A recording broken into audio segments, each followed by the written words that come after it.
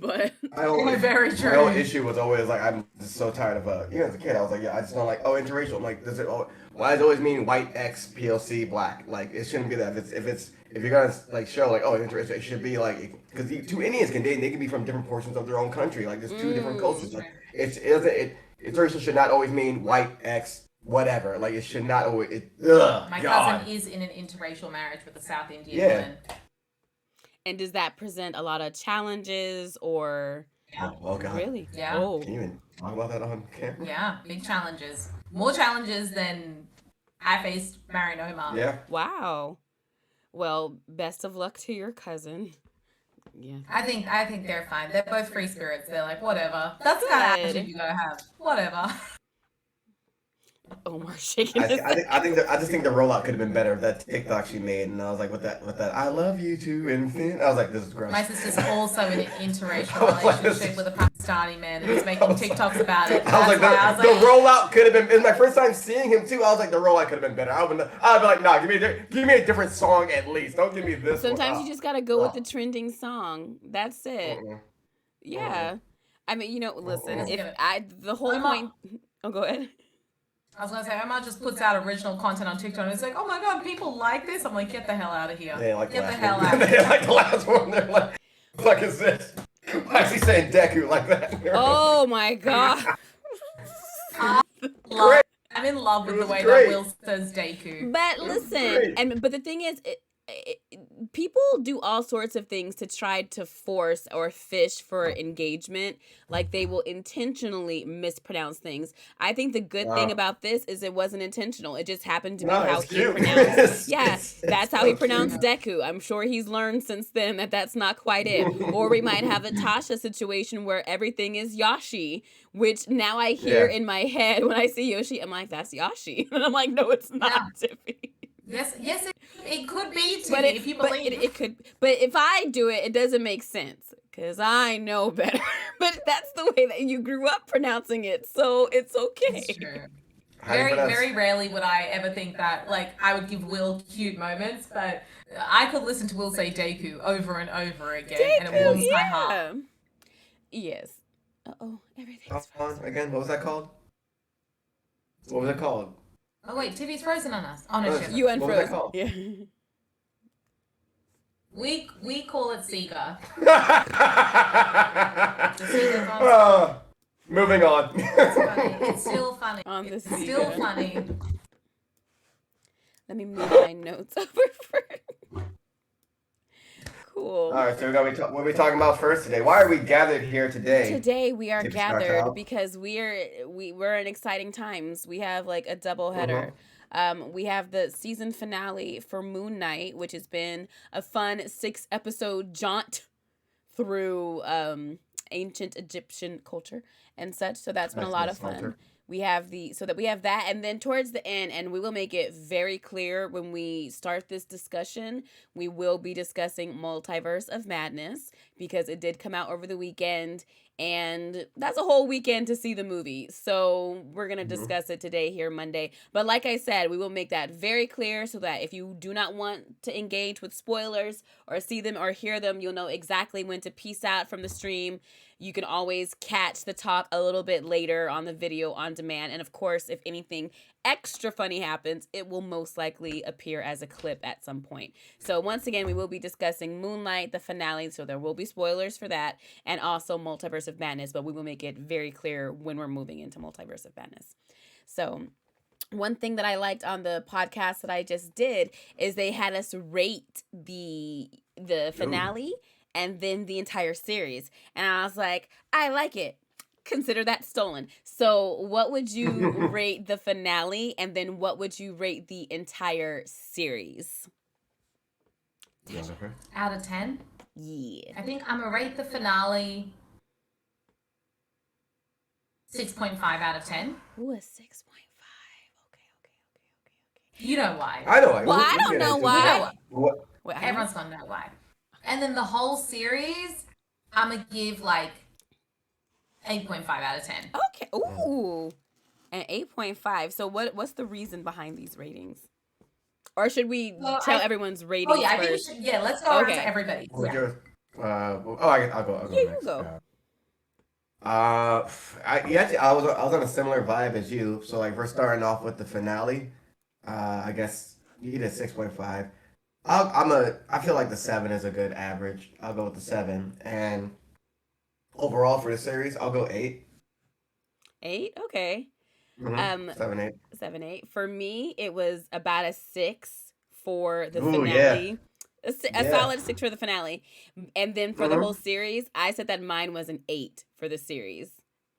So I feel like I need to put mine like 6 point. Like y'all, the 6 is a strong line. Maybe I'm being too nice. I mean, a good 6.4. I'll be between a 6 and a 6.5. Well, I also think for you, it's so nice because you have all the additional context of knowing the characters outside of the show. This is definitely my first engagement with Moon Knight as a character, so I feel like that would also change the way that you engage with the series versus Tiffie and I, right? I am biased. You guys know me. I'm biased. I'm the 1 out of 10.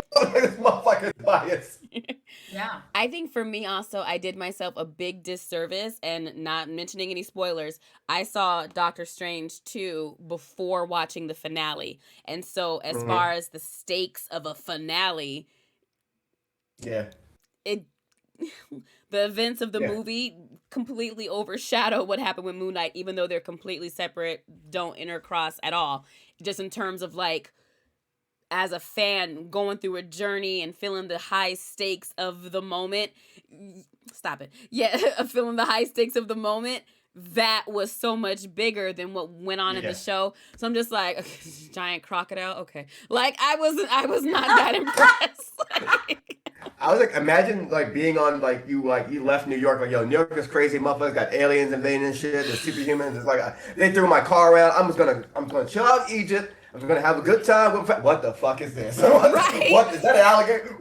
Fuck? Wait, can you imagine? Someone should do that. I always think of good content ideas when I'm streaming. Someone should do vlogs that start off as a normal day in my life. Yeah, this is Black girl luxury, da da da da. And then in the distance, it's like the attack on New York, and it turns into being like a side character in a Marvel film. Then my car got destroyed. That's funny. It happened again, guys. It happened again. I just got that baby fixed, and we're here again. And Bruce Banner was in town, so you know that is a very funny concept, and I am writing it down. Do it. So what? I guess we're getting to. So what was the reason for that? You want to start off with the reason for the? Give the reasons for your rating, or just like your feedback in general on how you felt about the finale, and if you feel like going into the overall series and your reflection of it. Yeah, go for that. Yeah. I think the finale was a really good reminder of kind of the theme of the show as a whole. Like, it gives us a little bit, but nothing really feels complete from an ideas perspective. So obviously the big fight scene, it's like we've been waiting, and the build up, it's like the show is constantly given these moments where it builds us up, and then it does not give us a payout for the build up. And I think that was a very frustrating thing about the finale, given that even before the finale started, they're like previously on Moon Knight, like they even alluded to what was going to go on and that we were maybe going to see Jake, and we're waiting for it. And man, that fight scene just put such a bad taste in my mouth for the finale. And even when it finished, like, I feel Oh, yeah, sorry, go on. Oh, I'm sorry. Did you mean the fight scene we saw or the fight scene that we didn't see? The fight scene that we didn't see amongst the fight scene that we saw. Like, it just... I'm like... It started off so strong, and we got to see Steven fight it out a little bit, and that was really exciting. And we got to see her with the wings, even though the wings didn't really make sense because she was the avatar for a hippopotamus. There were a few, but the costume was dope. It was giving me very like Xena warrior princess vibes, which I liked. But I felt like that was just a very good surmise of kind of what the series did as a whole, where it was an introduction, but it was getting to ideas, but it never really felt like it gave you the payoff for the moments that have been building up, if that makes sense. That makes a lot of sense, yes. How about you, Omar? it's interesting how you're like, oh yeah, Doctor Strange, like this is like a whole. I mean, you're dealing with the multiverse when the Moon Knight, like, oh, the stakes aren't that big. Moon Knight is like a street level hero, so it should, I mean, that's the sucky part. Like how Batman always says, like, oh, you guys deal with like the big monsters and shit. I work on. Oh no, Green Arrow says that y'all deal with the cosmic events. I deal with, like, I don't forget about the little guys. So street, like, Moon Knight is a street hero. It's funny that we see him like traveling all these different streets and shit like that. So I got to work with that ever. My man's flying through the sky and whatnot, and Mark comes back to life. He's flying through the sky. I'm like, all right, we got elements of mystery on that. Like, that's cool. And then they're finally like working together. And then that fight scene. I think if we had seen Jake go crazy, because like apparently when you switch to Jake, like motherfuckers get dead for real in a violent way. So if we had seen that, that would have changed my opinion. Because like as you were saying, like, oh, we're going toward this big build up. Jake is the payoff. Is that I'll never forget, Mr. Ryan, my creative writing teacher, he said, whenever you're writing something, you wait for that climax, right? So it's like, until you get to that climax, it's like the dun, dun, dun, dun, dun, and you want that final beat. You need that final beat because it's awkward without it. Yeah. So we were trying to get that final beat with Jake, and then we didn't get it. Like, oh, we're back to cutting away from a scene right now. And I'm like, dog, come on, man. Also, I'm like, it was funny because as Steven's doing like he had the two I guess escrima sticks, like Daredevil uses. So I'm like, man, you biting really hard off my boy Matt Murdock, but it's fun because he does use them. And there's a moment where he's fighting Harrow, and like we saw like an end of a stick come out to Harrow, and he used it like as a zip line, and like. And I'm like, all right, that's cool and all, like, which he does use as a character. But I'm like, but if you got like this mystical power, and I guess you can kind of maybe in case of emergency break glass where you're flying and things like that, then why do you really need that? You know, like I definitely I was like, where did that come from? Yeah, and we never saw it before either. So it's like this cool thing you can do, but like that feels like that's more of like a without like again because Mark is no hero. There's not.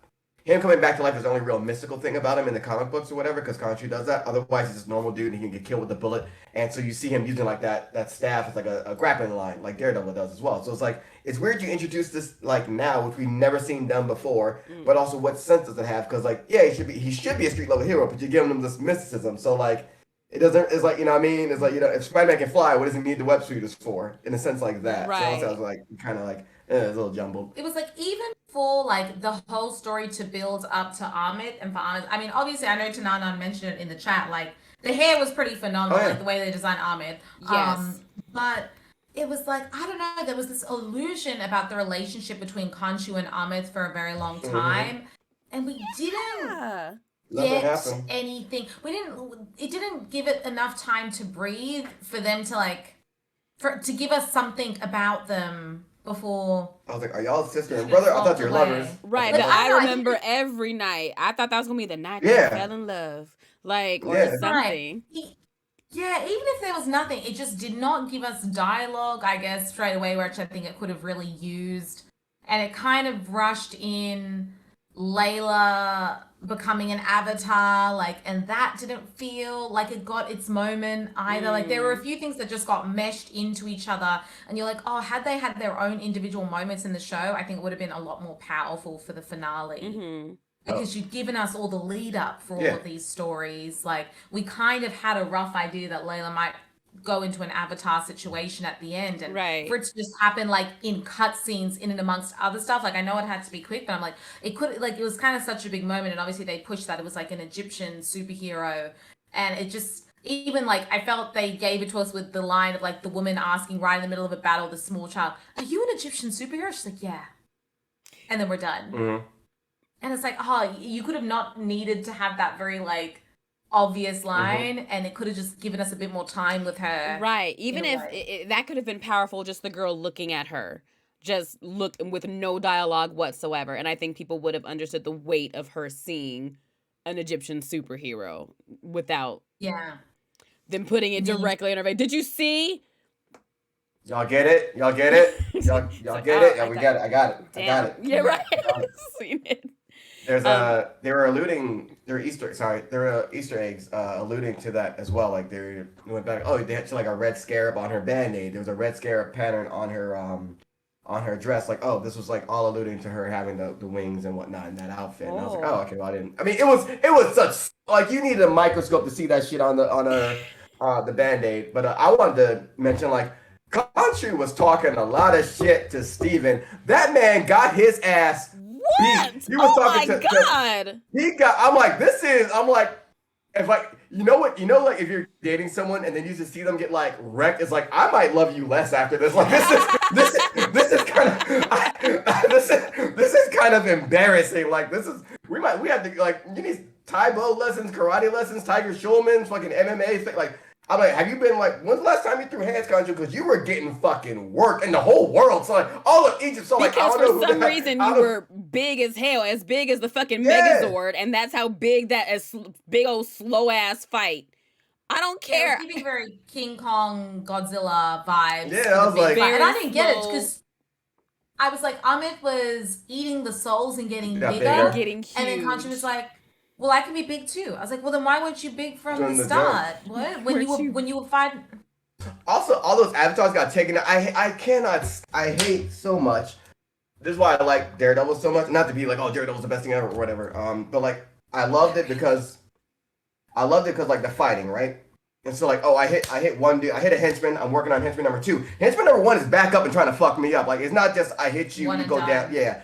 So like seeing all the avatars who are these powerful beings. Oh, I slam my mighty staff of scales down. Oh, everybody's dead. I'm like, dog. Like weak. I'd rather have seen them like taken out like more methodically than just like, oh, here's a simple plot device. Boom, everyone's done now, and we're gonna get on with our machinations and whatnot. Like that was also like, if you're the avatar of a god, it should be a little more than that. Or your scale should already be balanced because you're an avatar of a fucking god. Or maybe that's where the human thing comes in. But like, certain things like that, I know it helps move the story along, but I'm like that was too easy.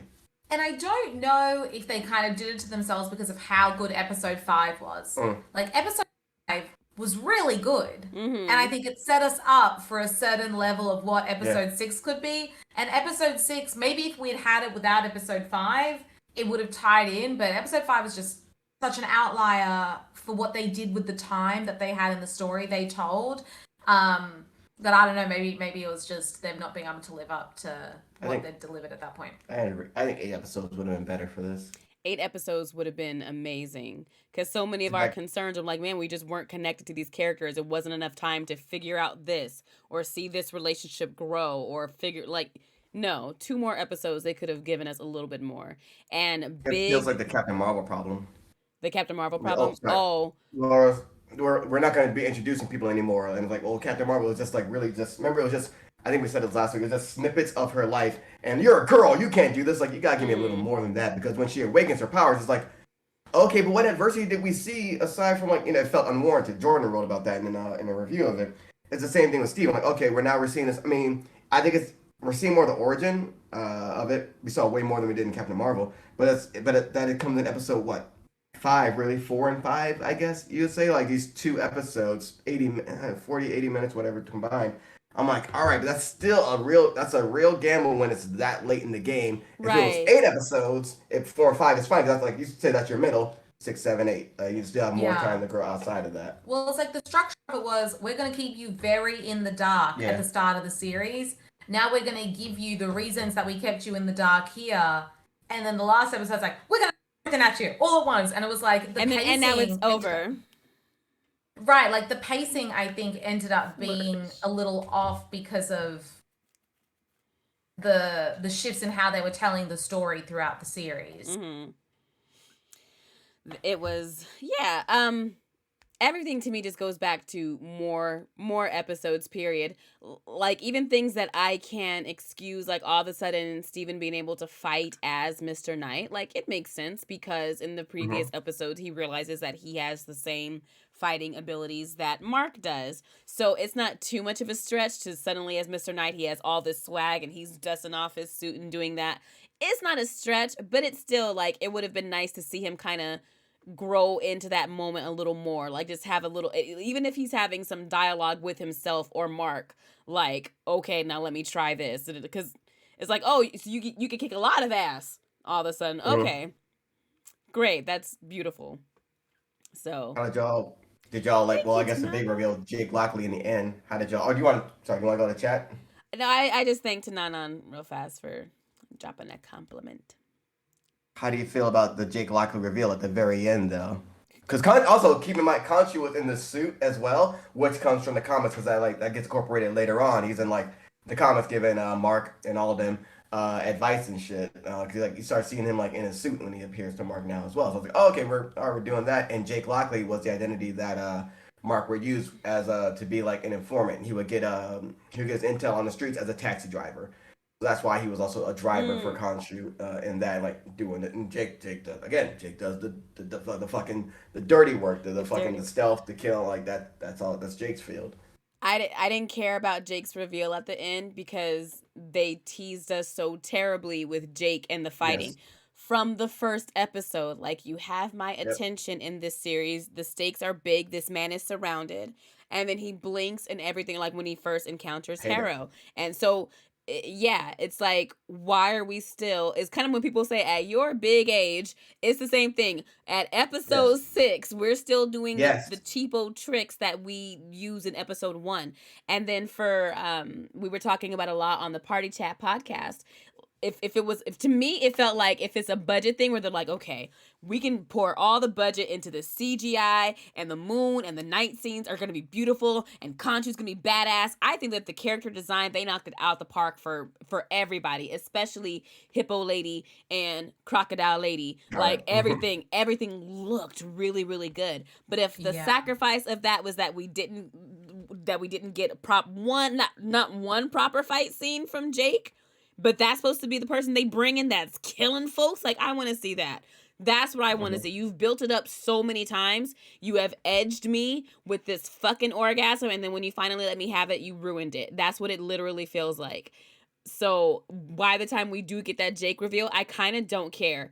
It's like, nigga, we set a date 3 different nights. And you canceled on me 3 different nights. Now you showed up. The flowers are wilted. You ate half the chocolates. And you have sweat stains.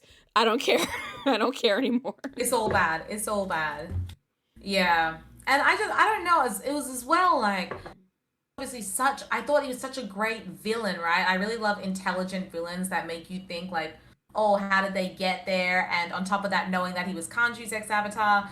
So it's also kind of a bit of a disservice to him to see him, number one, go out that fast and then get dragged and obviously absorb armor into the body. And then also the end scene is like, we're back and I guess he's been committed to a mental institution. By whom? I'm not sure. I assume it was them because he's been fighting. So, which I want. Like, this is what was going on in my mind and I'm going to put you in there. Like, I don't know if you absorb an avatar that way and that automatically, like... happens. I took it as... I don't know if we know what happened to Harrow's actual body. I think we've always ended up back in Dr. Harrow's office and they explain that's how Mark organizes what's going on in his mind. Like, he has to have a way of organizing it. So he created this mental asylum so that he has a chance to organize his thoughts. And then in episode 5, when things got to be too much, that's kind of when he stepped out of himself to kind of go, okay, let's take stock of the things that are happening. This is how I'm organizing it. So for me, seeing Harrow at the end with the bleeding feet, it's not real, but it's him overcoming that blockage in his mind. Harrow has been in a position of power every time they've met in that office. He's gaslit him. He's punched him with the thing anytime the conversation got to be too much and he was discovering the truth or Jake was out. But in this case, his feet are bleeding. The entire gig is up. And Mark basically tells him, or everybody tells him, that you no longer have power over me. So I interpret that as being a lot more symbolic of he's ready to let that mental institution and that way of coping go and stripping Harrow of his power. So I don't think there was like a real... So and Harrow was not in a mental... I think you're talking about 2 different things. You're talking about Mark's mind, but in the end where Harrow was actually in the institution. You know how like Jake came in and pulled him out? Remember that part? Did I not finish it was like the episode? End. Well, it was the end scene where they do the Jake reveal, where he's in the limousine or the car. I watched it, but I think things it came after the credits. It was after the credits. Yeah. You mean to tell me in these motherfucking shows, I've sat through so many fucking credits through these stupid Disney Plus shows. I've sat through Loki and all the credits. I've sat through WandaVision, 9 minutes of credits every episode, looking to see what kind of clue they were giving me for something that was going on. Is this the fuck when Khonshu was in the shoot? Because I'm seeing people talking about that. I don't know what the fuck they were talking about, but I didn't want to say anything because I didn't watch the credits because there hasn't ever been anything in the credits this entire time. I'm upset because I watched the credits and there's never anything in the credits. You didn't tell us. I was wondering because I was like, I was wondering when y'all was like Khonshu's in the suit and everything. And I was talking about like, if you thought I was talking about like from the comics, yeah. So no, we were like the Jake reveal. She's like, fuck the Jake. Yeah, reveal. That's what I was like. Oh, okay. Because the only one I saw was because now. Do you want to know what happens? No, I'm gonna watch it right now. Okay. How long is it? Like 2 minutes. He's got a good 2 minutes. Yeah, it's 2 minutes. This is. While you watch that, I will look at the chat. Mm-hmm. What are the chat folks saying? What are they chatting about for us? This is all the credits. Oh yes, Cam said, I binged the entire season today. Nice.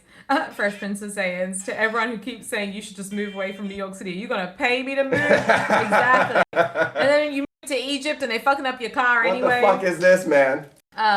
Disney said we ain't showing Jake this House of Mouse, but you can show after Jake. Mm-hmm. That's what I found Trapezius Jones. I was like, are you not showing us because of the violence?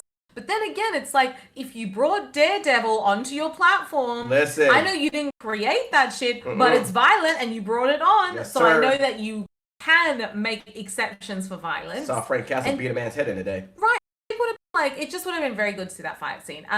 The wings didn't make sense for me either, but I considered that the goddess is employed by Osiris. That's what you were saying as well, right? Mm-hmm. Who I think is a bird.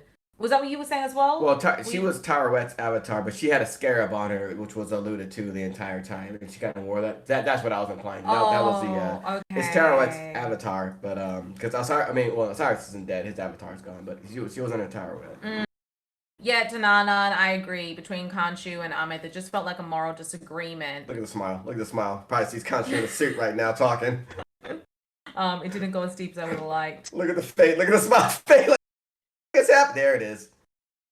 Yeah. And also, where the fuck were the other gods? Their avatars were just killed, and they said, "Damn, that's crazy." Yes. That's what, like, you built us up, and you did all this shit to Khonshu in there, and you didn't help at all. And on top of that, they're like, "Oh my god, it's Haro." It's like, yeah, like we told you. What the fuck? Trapezius Jones saying Layla Al-Fahuli equals Little Scarab, and I missed that. Mm-hmm. Nice. Didn't they mention how she had more followers / faith than he did, so she had more power? I think you're talking about Ahmed. Yeah, Ahmed, in comparison to Khonshu. Mm-hmm. It reminded me of Naragami, where God doesn't have any more. People who believe in them, they die, so more followers equals more power. This sounds a lot like Coco to me. No one remembers you. Damn. Off topic, but Tiffie is so pretty. Beautiful smile. Oh, Tanana, that is so nice. Omar and one of my friends kept talking about Jake since episode 1, so I've been looking for him all season. Then we finally got him. The season was over. Yeah. It wasn't a satisfactory reveal. Agreed. Yes, we can always equate most bad situations to a ruined orgasm. Tiffy's analogies do be on point. Why'd you become a villain? All right, it all started back at a hotel Holiday Inn, right? I also would have liked more concentration on the fact that Amit was willing to take on an unbalanced avatar, like how she was betrayed by her balanced one. Yeah, like we could have just gotten a bit, like for how much they built up Amit, we got such little time with Amit for how cool she looked. Now that I think about it, it's interesting his feet were bleeding because did anyone actually know he put glass in his shoes? We saw it in episode 1. Oh, and now we have all of the moments of everybody supporting Tiffie through that moment. Tiffie face. Yeah. Also, I can think Harold could I am a big proponent of I'm not like you say you like how Harold like he portrayed a good like villain to you because he's really intellectual, talking shit like that. Cool. I need a motherfucker that can fight as well. I need hands to be thrown. You're super powered up. I need you to have hands. And I know Ethan Hawke's like a little older and shit, but then again, Denzel Washington and Booker Eli was giving motherfuckers the business. So there's no excuse. Age is not an excuse. It is one thing I liked about Fisk and Daredevil. I'm saying Vincent D'Onofrio was like, D'Onofrio could fight. I was very surprised by that. I was very surprised how good of a fighter he was. Exactly. I'm not, because then I can tell, like, all right, the staff's gonna be his whole like weapon thing, like using the staff, and so I'm like, throw a fucking punch, man. I need. And everyone in the chat that's worried that we didn't get a clip, we can go into the BMP Twitch channel, post this, and make a little clippy clip. So all is not lost, because that was a moment. That was a big moment. And it needs to be clipped. I was really wondering. I was like, Conchu was in a suit, you didn't. And people kept saying that. People kept saying about Conchu being in a suit and then Jake speaking Spanish. And I'm just like, I definitely missed something. But when I tell you I finished watching the episode and rolled right into that, like, click, click, it was time to go straight into that thing. So I'm just like, maybe in me setting my computer up, I missed something small, because I was like, I have no idea. So I would like to change my position on how I felt about the ending.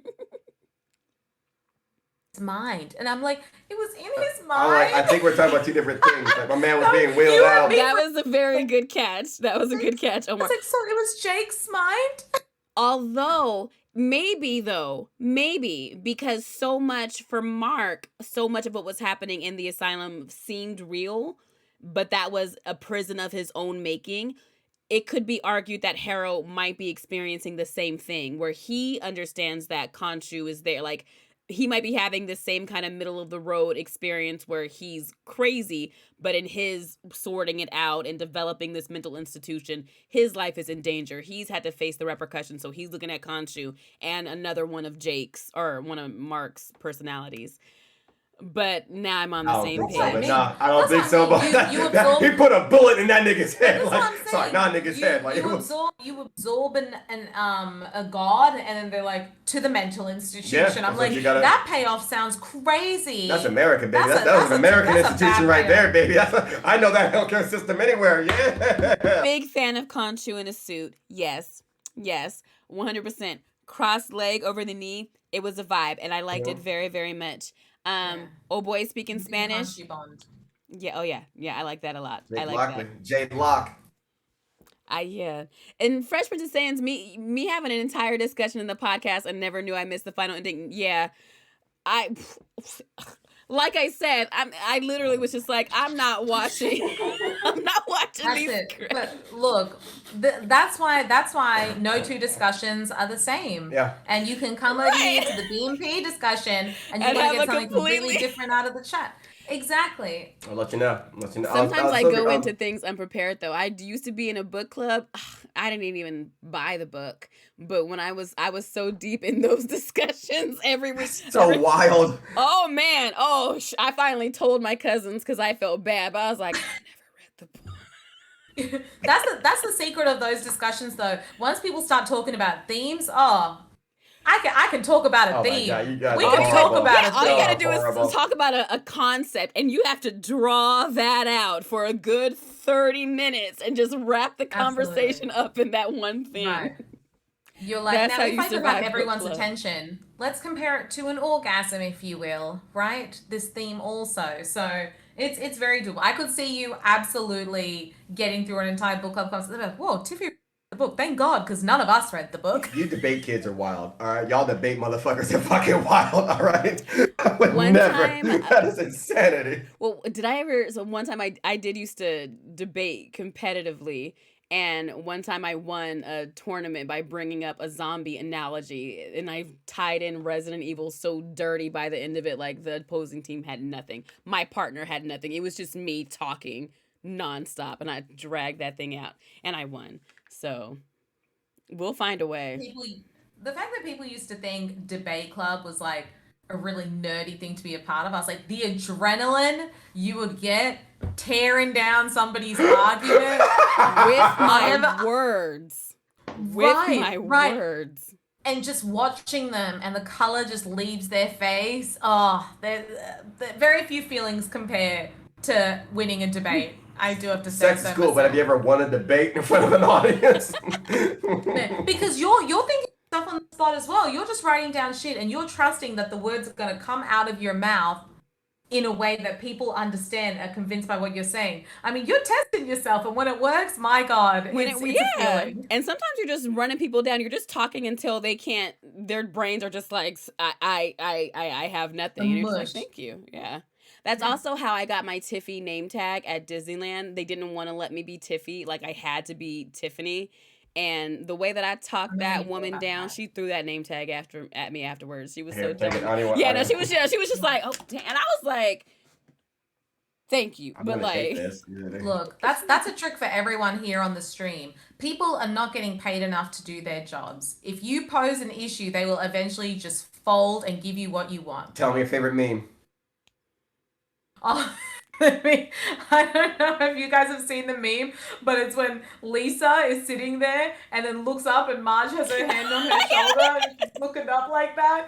And this one that I saw was about a guy that worked at Wells Fargo, and he was like, man, just complain. These crackers gonna give you your money back. And then Marge Simpson's like, can you please come to my office? Wake up and look at that meme and laugh. I need to do that again for myself, actually. That's a good meme. I like the one that's like, can you go ahead and log out for me? That's one. Looking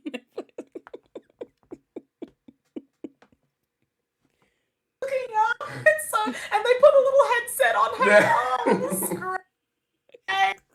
Oh my God. He said, the cracker's gonna give you back your money anyway. Oh, darn. Fresh Prince of Saiyans says, honestly, I went to see Harry Potter 7 and was so confused for 20 minutes. Like, what the fuck is a Horcrux? Then I realized I never watched the 6th movie. Can you imagine? Wait, actually, now that you say that, I went to go see the 3rd Harry Potter movie without seeing the first 2. So I was very much just like, the deer is on the water and nobody is freaking out about this. No one say nothing about this. I was so confused. Those kids used to be in the fine arts squad talking to themselves like they were on speed. So yes, it must have been thrilling. Are we talking about the debate kids? Yeah. You got to keep it fresh. You got to stay up and practice.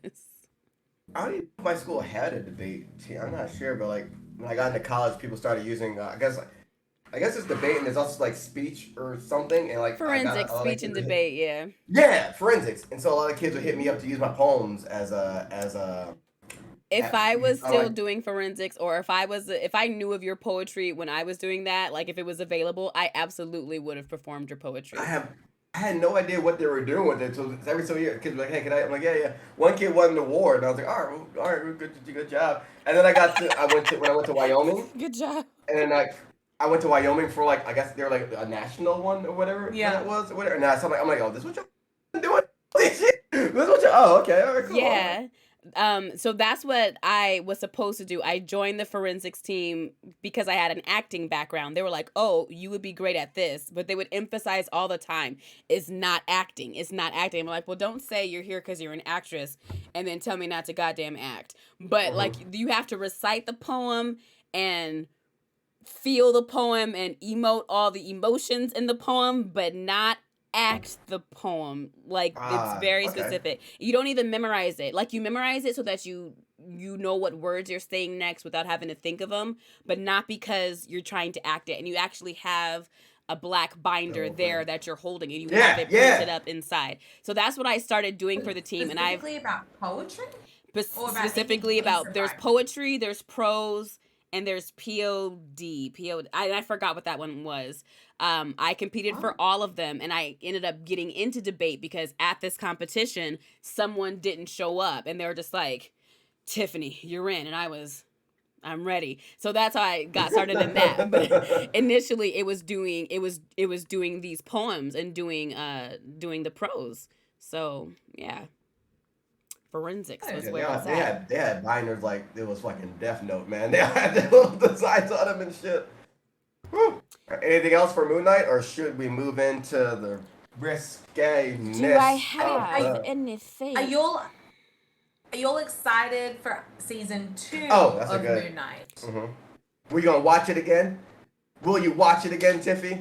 This is definitely a series that I can rewatch, because you know how I love to rewatch me a series. I could 100% rewatch this.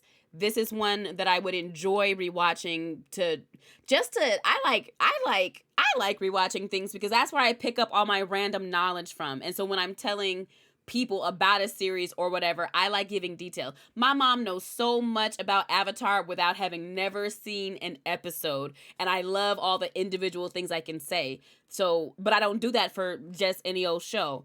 So I like this show enough to watch it just to have stupid knowledge about it for no reason whatsoever. So And I season will. 2? I'm very much Coming looking back? for a season 2, and especially now the ending that I didn't know existed. That is a much better ending than where, because for me it just left off with him on the floor with his ankle tied to his bedpost again. So I was like, oh, okay, and Back to where we. right, and now the series is over. So that gave me a much different ending to kind of wrap my head around. So yeah. And the show in itself, as you'd mentioned, is very beautiful. And I thought the fact that you actually had Middle Eastern people behind the scenes, like you could feel it in the music for the show. Absolutely. I thought the way that they portrayed Egypt was quite beautiful. Like, I think a lot of those smaller details will go appreciated for a very long time.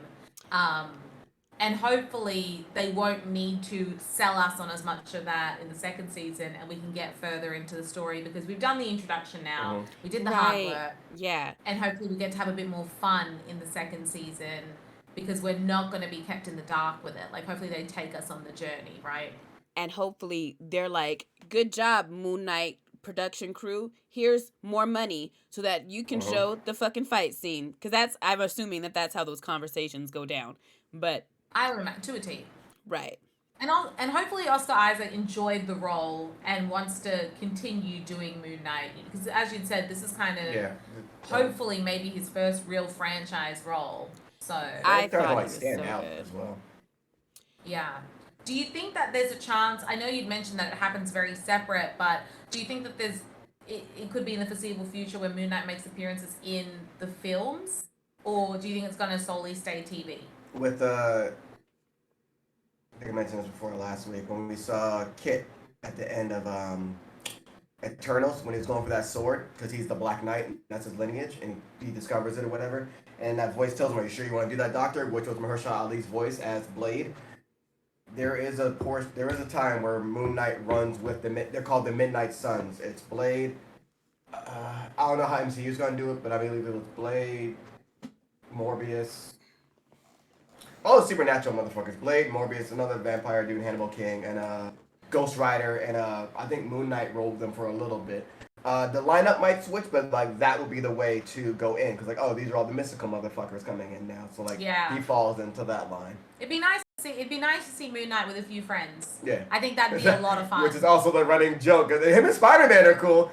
That's also the running joke. I spaced out. What's going on? Just Gamora, the daughter of Thanos, like she's going crazy. Like, which one is that? Just punch who I punch. Okay, and that is who Mark Spector is. That's Moon Knight. I like. Okay. Yeah, he also had a run-in with Echo too, and she's getting her own series. But they seem really far removed from each other, and for this, I don't think they're gonna interact. But like in the comic book, they do, and it's pretty fucking dope.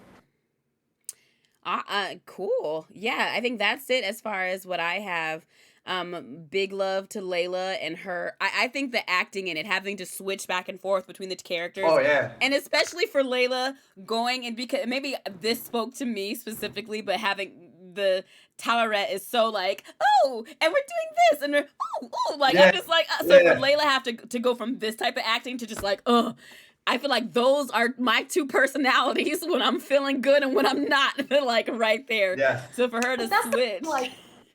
We got those switches and it didn't even get its proper moment. I know a lot of people being like, oh, you know, if you're really shouting out Oscar Isaac for doing the switches between Mark and Steven, like you should be doing the same for I think is the actress's name Myra? I haven't been able to catch her name yet. But regardless, they were like, "Oh, you should give her the same appreciation." I'm like, but the show didn't give us the time with her to appreciate. Like, if anything, we were looking at it like, why are you choosing to have all these conversations right now? When you're in the middle of this and the whole thing's crashing on you. Like, this is not the. Obviously, I know that it was like a last minute decision, but it's like you could have really slowed down time a bit before they figured out that she was there. Just to give us a tiny bit more to really appreciate those switches and then get back into it. But we were rushed through it, which I think is why you didn't get as much appreciation for her doing the exact same switches, because we got so many of the little moments with Oscar Isaac, which was the fun part. And they kind of just once again threw it at us and said, appreciate this. And it's like, the one thing I will say, because the last time I was on the Party Chat podcast, we had a conversation about representation, and one of the people on the podcast kind of expressed how he doesn't think that representation should be so loud, like it should be more subtle. So when I think about, and my argument was like, there's room for all types of representation. Like it can be loud, it can be subtle. We should have it all, basically, and that way anyone can have what they need. So it made me think of the, are you an Egyptian superhero? Yes, I am. Because, it does come off kind of out of place and very like, this is in your face now. But when I think about it, I'm so okay with that. Because in the same way, we need subtle representation. Because there are still people that will deny her being an Egyptian superhero, that will never find the courage or whatever they need within themselves to say those words strung together so that it is explicit and undeniable Egyptian superhero. I'm more okay with them including that than I was, because of the necessity of having it out there. So I was just in here thinking about that. I'm like, I don't want to be hypocritical, just like when it's a black issue, being blatant and loud about the representation. I think that everybody should get that. So there's always because I'm of the same mind. There's always like a 50-50 with it. Like, all right, when it's something like that, like, are you a kid? Like, oh, you're a superhero? Cool. It's different when like the issues. A lot of people talk about how like issues are very handled within Falcon and Winter Soldier. Like that's like a different topic. Like, okay, we're talking about like this isn't reputation. We're just talking about like social commentary and issues like that. That's where I'm like. I mean, it still applies. You can be subtle with it, or you can be subtle with it, or you can be like abrasive with it. But like, a lot of people are like, man, that speech by Sam at the end. I was like, but some people are like, oh no, I really liked it. Like, it's sometimes it does feel like a lose things, but like there are always better ways to handle it. Like, did you watch Watchmen, the HBO series? I didn't watch the HBO series, but I watched the original movie and I've read the graphic novel, so I don't know how much different it was. It's a continuation of that, and they handle race. They handle race really like that shit was in my eye. Same dude that was he the same dude that did Lost? Dan Lin, I think his name is. Hi, McKay. Same dude that did Lost, but like that shit was handled incredibly well. Right. Like, done with the so much so that now they have the Oklahoma the Tulsa massacre that's now being like taught places and shit like that, and which is the point that y'all brought up on that podcast. Like not many folks knew about Tulsa, but now look, because of this, like curriculums are being changed and shit like because of that. So like. Sometimes it might be a hit, sometimes it might be a fail, but like within at least it brings awareness at least. So that's always a good thing at the end. You know what I mean? Yeah, and sometimes things for us are just our reality, so we don't need it pointed out. Like we live this reality every day, but for other people outside that bubble, it's a learning moment. And so sometimes I have to be like, and that just is across the board with anything, even when it comes to like low stakes things like this Marvel shit, like. We take for granted what we know as nerds going into a movie, assuming that people just have a common knowledge of things, and they really don't. So, yeah, but I think that wraps up the Moon Knight conversation. And so we are going to move into Multiverse of Madness. This is your warning. This is all that you're going to get. If you need to peace out of the stream, we completely understand. Come watch this on demand later, because we're going to get into the world of the multiverse in 3, 2, 1. What the fuck? What? Speaking of television series that made it into the movies. Oh yeah. I guess we're gonna jump from the beginning. Wherever I just have emotions. So America Chavez is that is my favorite fucking character. One of my favorite characters of all time. America, like, so I get the background for the comic book, because we meet her, she's running with a version of Stephen Strange, right? They're fighting this demon and whatnot. So America Chavez, when she's introduced in comics, she's a dark-skinned Latinx woman. She's gay as fuck, and she takes no, like, she punched this guy's head with a black hole, and one dude was warning, oh, don't punch that. Like, no, you can't fight him, you'll get sucked in. She's like, man, fuck physics. Nailed, dude. And he was like, all right, you just knocked the dude's head off. That was a black hole. Like, she can do the impossible. She's the only person that I've ever seen in comic books where Monica Rambeau gets into like her going like light speed and whatnot, and she's fighting all these enemies. She looks, because they were on the same team at one point. She looks over at America Chavez. She's like, I've never seen this before. Like, I'm moving at light speed. She's still keeping up with me. And America Chavez looks over at her, and then I look at her. She looks over at me, and then she winks, and she goes, I'm too old. She goes, and then she's the only woman to ever make her feel like, all right, man, these fucking young kids, like, and she protects the multiverse, so much so that she became a leader of a team where Monica was on it, Blue Marvel was on it, T'Challa was on it, and Captain Marvel, because she knew what the fuck was going on. Right. So that's who she is in the comic book. And again, gay as fuck, and she's fucking awesome. And she's also told Kate Bishop, when Kate Bishop asked, am I the only straight person on this team? She goes, I've seen the way you look at me, princess. You ain't that straight, which is like a monumental line. And they're also best friends. So like, that's who America Chavez is. And that we're is getting not... yeah, but I don't want to write off, because I'm like, we're right, like, we get introduced, she's like a scared kid that can't control her power, which is a trope we've seen before, and also like, oh, she's not really dark-skinned anymore, and nor are the parents that we see later. All right, cool, but they're also, she's young, but there's also time to grow into that. So like, all right, we gotta introduce her as this trope, but I'm sure she will become like the badass that we will know. So we see her and Strange rocking together. In the comics, I just have a quick question. Was everything star-shaped in the comics? Like when she... Yeah. Really? Yeah. Okay. Whenever she punches anything, whenever she stomps anything, she has the best fashion as well. Like she did it for me in the movie when they were like and it was a star. Yeah, I was just like, that's her. Like something about that. Like, real rap. Are you saying, there was just something about that, knowing that your name is Tiffie Starchild? You're like, I don't know what. But the funny thing is, that literally did not, because, well, shut up, stop it. Because look at, I don't use the 5-point star like that, so I'm not overly attracted. I don't think that I am, but something about the star, it gives me like overhead claps in musicals. I was in the theater so hyped for no reason. But Michelle in the chat, I'm gonna fight you. She said, I'm gonna stay and be nosy. I still need to see Spider-Man on the way home or whatever. Girl, not on the way home. On the way home is really funny. I do love that you're still sticking around. You saying that, does Marvel have an issue? And I'm saying Marvel, so I'll expand it from Marvel. Do we have an issue when it comes to putting women of color or black women in the superhero films that we make with depowering them significantly? Because I was having when I'm cleaning my room or doing chores, I'm having nerd conversations with myself, which is why I should make more YouTube videos. I'm just like having dialogue with myself. I'm like, why don't we like Halle Berry as Storm? I'm like, well, let me tell you why. But and it's not Halle Berry, it's how that character is written. And Storm, who we know as this Omega level mutant, fucking, do you know what happens to a toad when struck by lightning? Shut up. Like, she's so severely depowered. Same thing with Maria Rambeau getting back into Multiverse of Madness. Like, that was weak as hell. And then now hearing that America Chavez is so severely depowered.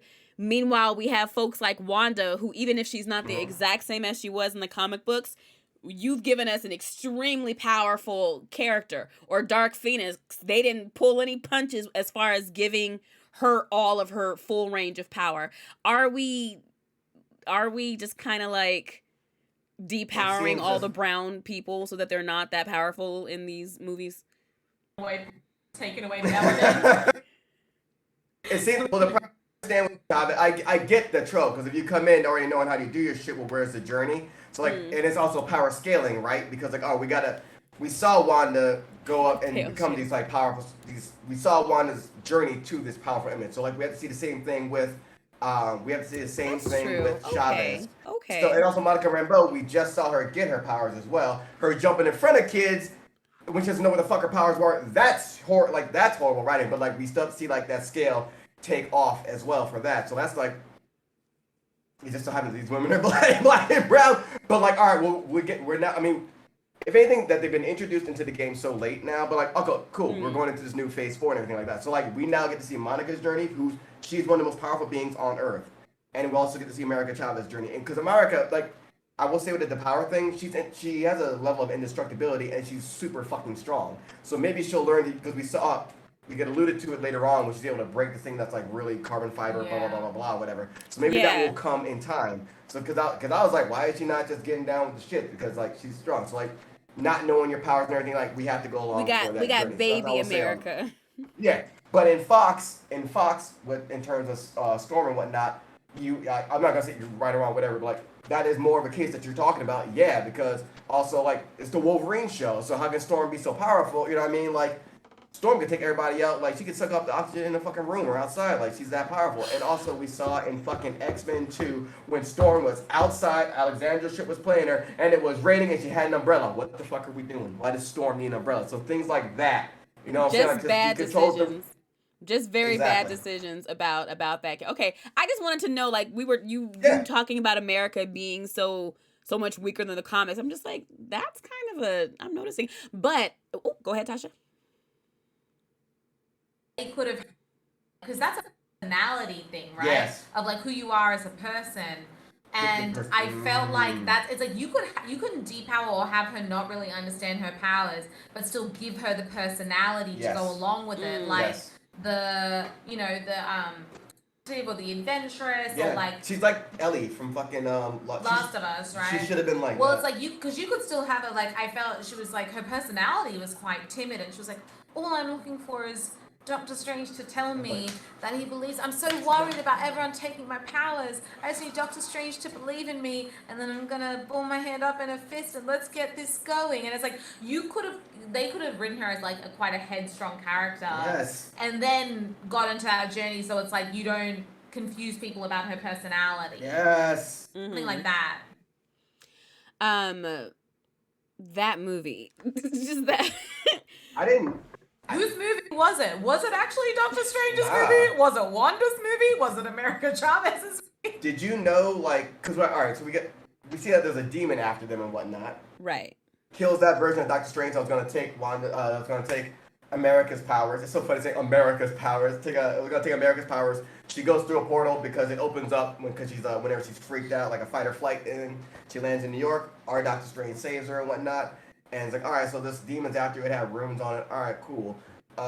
There's someone that we know, which leads to a hilarious conversation where he goes like, all right, there's someone I know that dealt with the multiverse as well. We can go talk to Wanda. Let's go talk to Wanda. And then it was very Angelica Schuyler going back to Hamilton. It's like, oh, Angelica, thank God you're here. It's like, and it's like talking about Westview. It's like, oh, you're here about Westview. It's like, I'm not here for you. No, I'm not here for Westview. Shit goes down. Like, hey, shit happens. Mystic shit happens. You know what I mean? That was the first throwaway. Yeah! Everything I've been saying about Wanda up until this point, like you know my internet. Hi, Mimsy. But also yes, big thing about Darwin and how they did Darwin. We just there's no logic, just racism behind that. There's no explaining that. But what was I saying? Westview. It's like, oh, I don't give a fuck about Westview. I'm here to talk about the multiverse. Right. Like for that to be the first thing that we hear Wanda say after the events of WandaVision, like she's apologizing. The people of the town leave during her fight with Agatha. We know that she's out in the woods. She's going through the Darkhold. But the first time we actually hear something from her, or she has to explain herself to one of the bigger Avengers, it's, yeah, I lost control. I enslaved a town. I didn't see it coming that she was going to be the big bad of the movie. And like, and I don't know if they hinted at it in the previews or anything, because I have seen no previews or anything before this. But that's the moment where I was like, this bitch ain't shit. She ain't shit. And I just am very happy that I've had the same opinion about Wanda throughout. I'm not denying that the shit that has happened to her is not extra sad, but to me, there was somebody crying at the end of the movie in the theater I was in, sobbing for Wanda. And I'm just like, you won't survive the winter. Your bloodline weak. Your whole bloodline weak. That was my favorite part. Was the person where Steven was like, "Yeah, fuck all that. You want to be on a lunchbox?" Yeah, marketing, baby. Marketing. He was like, "Look, Westview was rough. I think everyone knows about that. But I think if you help me, we could get you a lunchbox. We could get you merch. We could get you back on the merch. Back like, in the showbiz, baby. Look, I met this chick yesterday. I don't know much about her, but she needs my help, and I think you can help me. And you know, that's scratch my. I could talk about. How did you feel about because again, well, two parts because when they're like, I need your help with this kid. Oh, okay, cool. Why don't you send America my way? And Strange's like, oh, not you, dog. He's like, oh, you never told me her name, did you? Nah, I didn't. That was. All right, we can drop this raid then. That was that's such a moment. She was like, but you never told me her name. Yeah, but I did like that. That was like, a good no, I didn't. But I'm like, not for all the plotting and planning that Wanda's had to do, cutting her little fake plans, that you're gonna give away the name. That's a dumb move. That's a dumb move for how much you've had to do thus far. The only dumb thing about that is that she didn't commit. I'd have lied so fast. I'd have been cutting my little apple blossoms. I'd have been like, oh yeah, you didn't give me her name. Sorry. I just see News things. travels fast in the multiverse. Yeah, and I'm just, I'll do what I can. And I've gotten whispers on the wind. I'd have lied so quick, like I was still on his side. When that reveal happened, started gaslighting the hell out of him. I would have done. Oh, this is the first time you're hearing about America. That's you call. You're supposed to be. You're not the Sorcerer Supreme. You don't know about that shit. Yeah. Gaslight the hell out of that man. Yep. When that reveal happened, he's like, all right, we can bring all this. We bring the lights up. I was like, all right. Then he's like, all right, well, bring me the girl, and we're gonna have a problem. I was like, okay. So that's one person. Then I was still like, so who's sending these motherfuckers after Chavez? I was like, I thought she was one person after it, and I thought there was somebody else. And then actually, that's kind of the vibe I got. I'm like, oh, it's all Wanda. Yeah, I was like Monica said, it's all Wanda.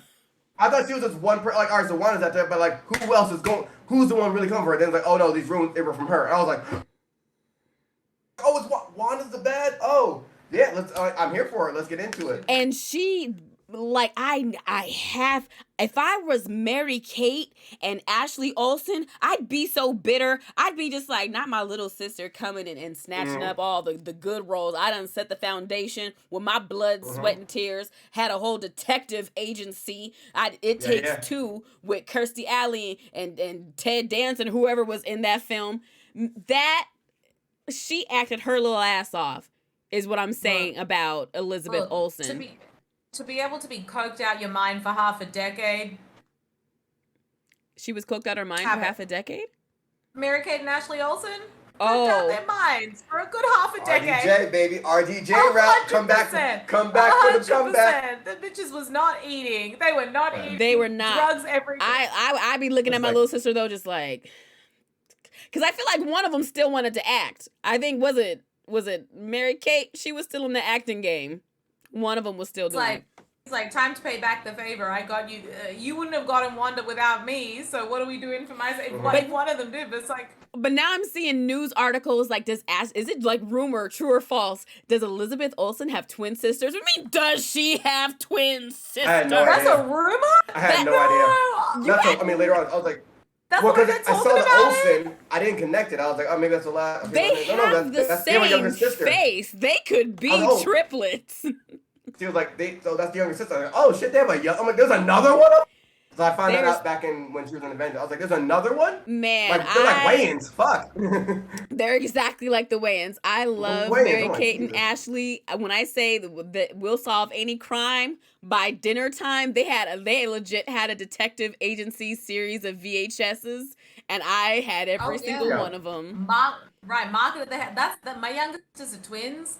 That was the blueprint. They were like, how do we get on Mary Kate, Ashley Olsen level of twin marketing? Because no one did it better. No one did it like Mary Kate and Ashley. The Sweet Life of Zach and Cody, those couple of kids, they tried. They wish. They weren't committed Mary enough. Kate and Ashley set the tone for all these bitches. Bow down, please. Respect Mary Kate and Ashley. But for her, just seeing Wanda break from the beginning, when she was like, I am asking you for this because I'm being reasonable. She was not fucking playing. She was flaying niggas. She was... because one was like, all right. He's like, all right, we got fortified defenses. I'm like, cool. I thought like the castle's gonna come up and like into a giant like cube, like get some armor on it. So I'm like, y'all just fortifying defenses, just standing outside going like this. I'm like, oh no, y'all niggas need better defenses. And then she's like, all right, I need to look for the weak link. That nigga Brett right there. Hey Brett, run. Oh fuck, I'm out here. I'm like, he passed the class. We gotta get you know HR and the PR team for that school fighting for their fucking lives after that. It's like, you come over here, you can become the strongest sorcerer ever. Oh, we're gonna teach you. I mean, like, and it's like Wanda came in, one bitch. None of them guys can do shit together. Why was the fortify option not the basic option? I'm saying also, I'm like, okay, I mean, cool, we're doing this, and then they got like the arrows that like the bow and arrows that shoot. I mean, I'm a bow and arrow dude. They got special arrows that shoot whatever. I'm like, all right, cool. They had that big dragon cannon. I'm like, all right, cool. It's 2022. Why the fuck you ain't got an AK with the magical magazine? That's all I'm saying. Like, y'all can't incorporate that a little more? You're still using this old, like, this fucking medieval shit, the Paleolithic era? Like, why are we all right, if it works, it works. I fucking guess. But that shit did not work. Because he's like, oh, she burst through. I'm like, okay, well, she's not going to hurt me. I'm burning niggas behind me. I'm like, oh. She meant that. That's when we knew. When we knew. I did love when America was like, so you went to go and ask this woman for help. She's the one that stopped me, and you told her where I was at. Yeah. Oh, okay. Yeah, I did. Yeah, that happened. That's on me. That's on me. And it's not like, let's just move her. It's like, let's keep her here. I was like, and just all go outside. I'm like, there's other magical places. Hide her in Disneyland. Magical place on Earth. You could have literally just anywhere. I have an analogy for it. I don't know if it works. We're ready. I'm ready. Okay, you can tell me if it works. So basically, what they tried fortifying with the sorcerers. Sorry, it's like having sex without being on birth control, and when you slip up, going, "Oh no, let me take the birth control now. We gotta fortify the defenses." No, that should have been where you were at the whole time. You should have been fortified, and then you have additional protection. Stupid. Yeah. I'm like, none of y'all motherfuckers playing World of Warcraft. Your protection spells are all trash. Like y'all never played an RPG in your fucking life. Then you so your minds. What? Just la. Really? Like what the fuck? Not you knowing that Wanda enslaved a whole town, and he's like, okay guys, sorry if I didn't mention it before, but everyone should fortify their minds also. Hey. Just a last minute addition to your, first graders here. Yeah. Just like, keep doing this, but also work on your minds. John, don't fuck us up. John, keep position, John. Where are you? This nigga's gone. And they're like, she's fine. Exactly. That Short Girl Chronicles. Not surprised the white man was the weakling, right? Brett. He looked like his parents went ahead and found the coach of the sporting team, paid some money to get him on the lacrosse team or whatever. The man hasn't played lacrosse for like his entire life, and now he's there. I wanted to learn magical tricks for my birthday. He wasn't about that fucking life. I did like the like. Oh no, go ahead. Go ahead. No. I was gonna say I did like the where all right, she stepped in there and then like that whole magical section where like the like it turns like a kaleidoscope whatever, and then the mirror shards coming out, which seemed like a callback to when Doctor Strange was captured by the Black Order and that dude was torturing him and had like basically like breaking his body down and shit and like had him all with the shards of glass and whatnot. It seemed like, oh, I'm gonna take this trick and I'm gonna use it, and I was like, all right, cool. But then like when she found a way through that, it was took it back to the ring, and I was like, "Oh, this is." Oh, the mirror dimension. That was first when she's snatching people through the mirror. I'm just like, cover up the puddles, and America's dumbass looking at the puddle. Like, did this nigga not say? Did he not? You don't listen. That's the problem. You don't listen. Same thing with Snow White. Bitch didn't know how to listen, and she got what she deserved. Cat. That's how I feel about that. That, her crawling out and reassembling herself, that was uncalled for. And people keep saying, Sam Raimi, isn't Sam Raimi style. I've never seen a fucking Sam Raimi movie. I didn't know what I was signing up for. Only ones I saw were the Spider-Man one, and I'm like, this is not it. But I'm like, I feel like he redeemed himself here with the superhero. I mean, 4. But I'm like, all right, cool. I'm rocking with it because at least there were stakes. Like, oh, like people are getting killed. I'm like, that's what I'm here for. Like, I'm here for them. Like this isn't like, oh, not knock you out with one punch. Everybody's just laid out. No. I'm burning motherfuckers. Like I'm not reasonable no more. I told you I was gonna be reasonable. Okay, reasonable no more. I'm on my dumb shit. To quench your violent needs, which of the Illuminati death was like? Fam, they all okay. They were all. I'll let you guys do that because I've been talking a lot. Go ahead. One. Wait, go back again. Your microphone wasn't picking you up that whole time. Oh, sorry. I was saying that the first line that comes out of his mouth, oh yeah, he can get rid of you with one word. Oh, why are you giving away his superpower? That was dumb. I have a tweet. I need y'all to tell me when it's appropriate to tweet this because I don't want to tweet spoilers, but it's literally people that should learn how to shut the fuck up. Reed Richards. Because that was the stupidest thing. Don't tell her what the fuck my powers are. That is my business. The whole thing of him sitting there handcuffed, he's like, I really don't know if you want to fuck with Wanda right now. And she's been crazy. The arrogance. They called him arrogant. They called like, oh, you're so arrogant, just like the other one. Okay. We got and my man said, oh, we're not. Oh, it was Captain Marvel, and she said, oh, we're not worried about the little one. We got measures for her. All right, fuck me though. Okay, and then my man fucking got turned into like. It was a lot of fucking around and finding out. He screamed and blew his own head off. I'm like, you are the dumb. It was giving me Pali vibes. Like yes. I'm like, you are. My man's like, I'm like, you are dumb. You are exactly dumb. To that.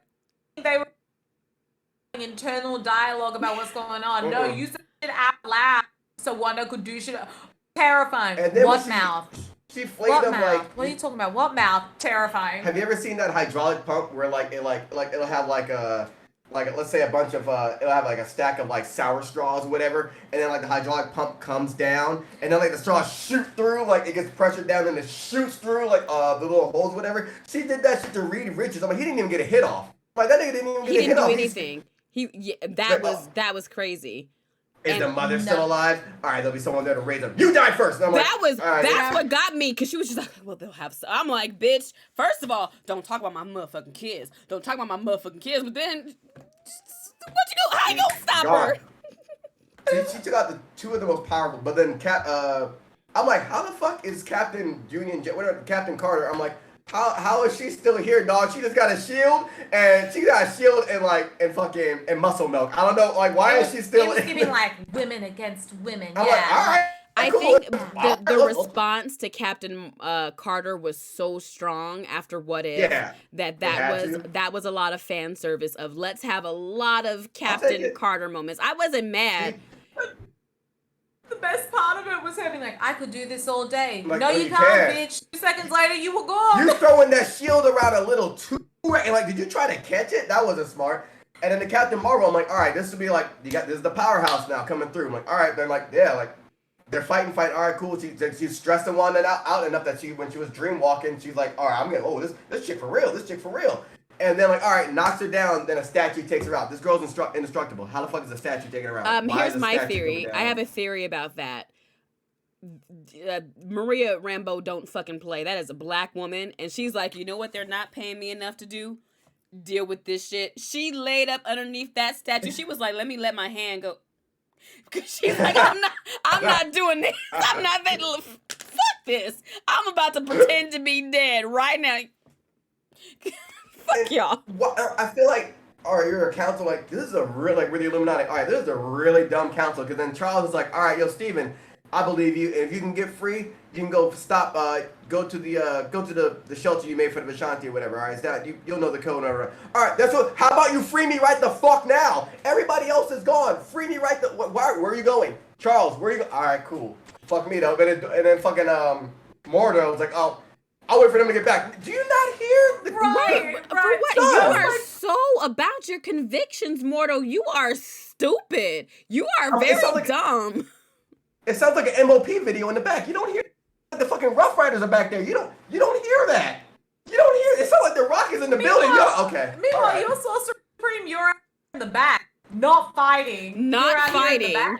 Right. I feel like you could have probably gotten some men on her. You could have probably helped even out them scales. I'm saying. God. I think you could have helped a little bit considering how powerful you are in that universe. And you were like, no, I'm going to just watch you. And then get my ass beat by Steven in handcuffs. And then, and then not die, not anything. He's just back there. I see why my other versions don't like you very much.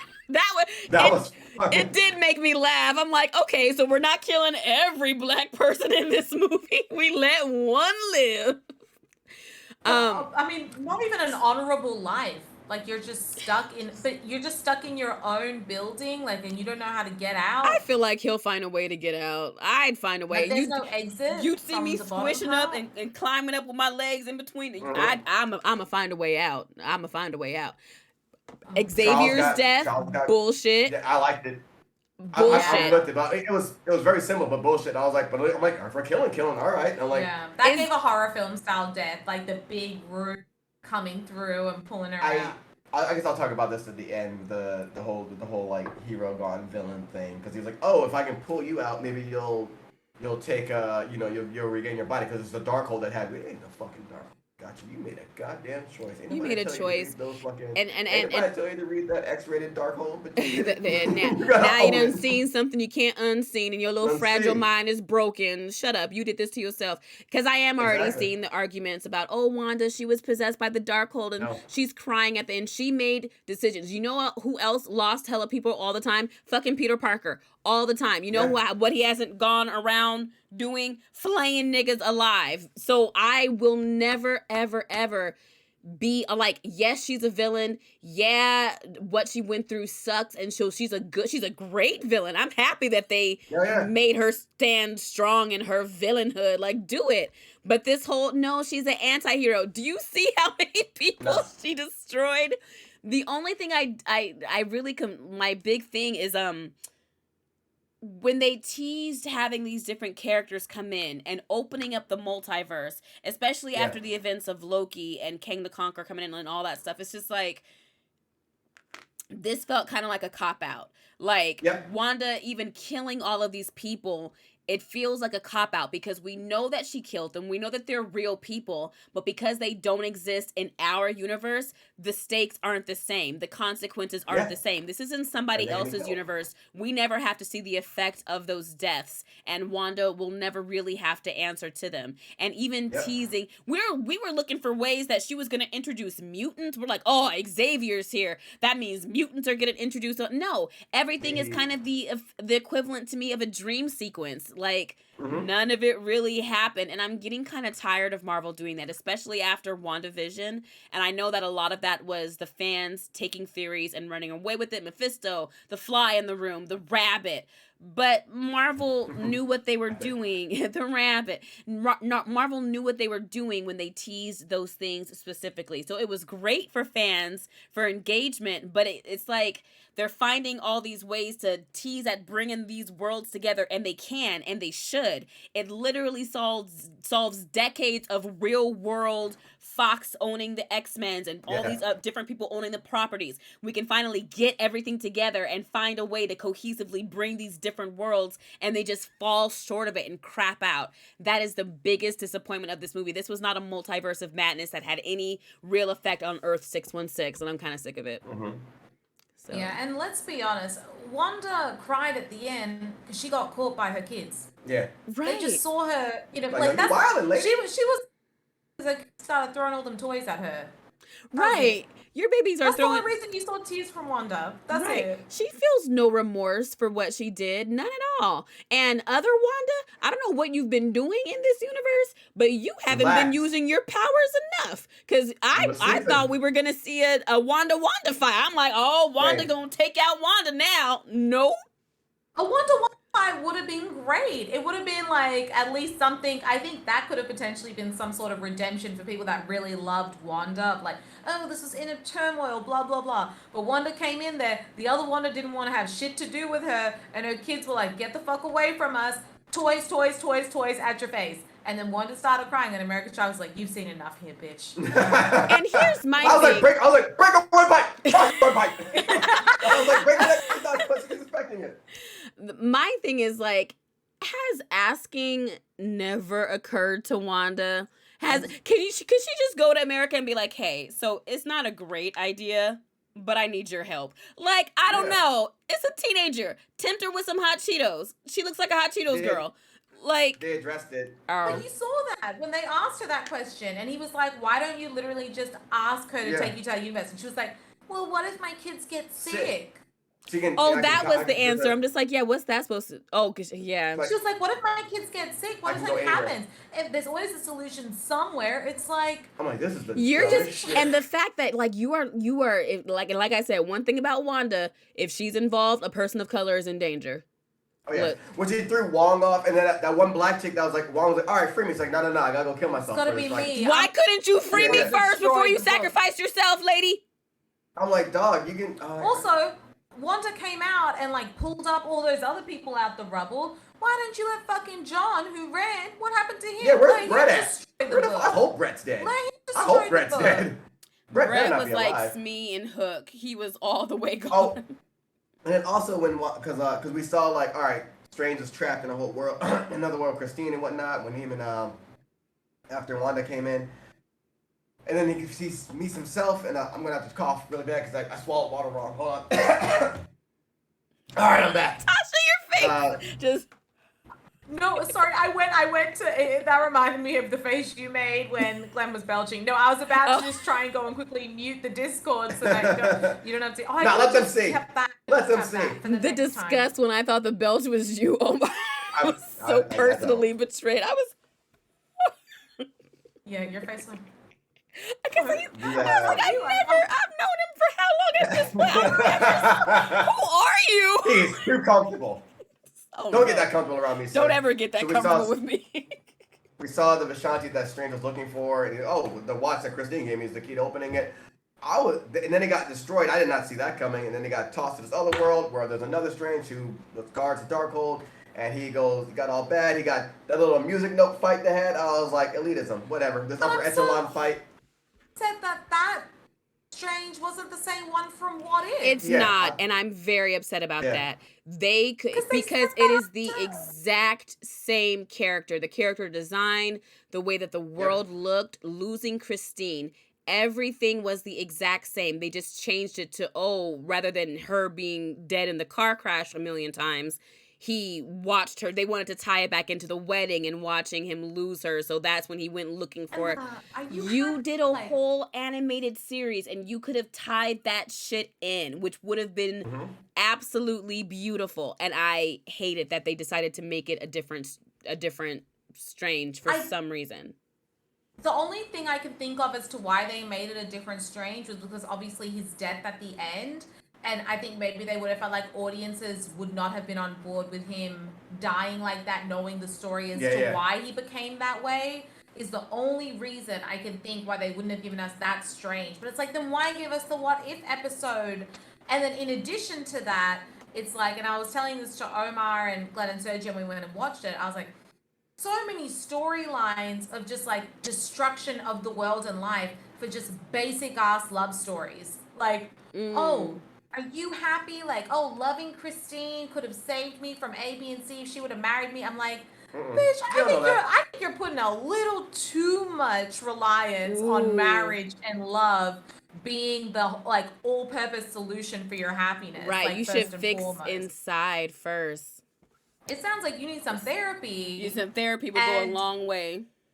Right, it's between Doctor Strange pining over Christine and all of these worlds and it not working out, and then that resulting in him making poor decisions, to then following it up with Wanda making all these terrible decisions about these fake children she has in this world. It's like, everyone should get some therapy.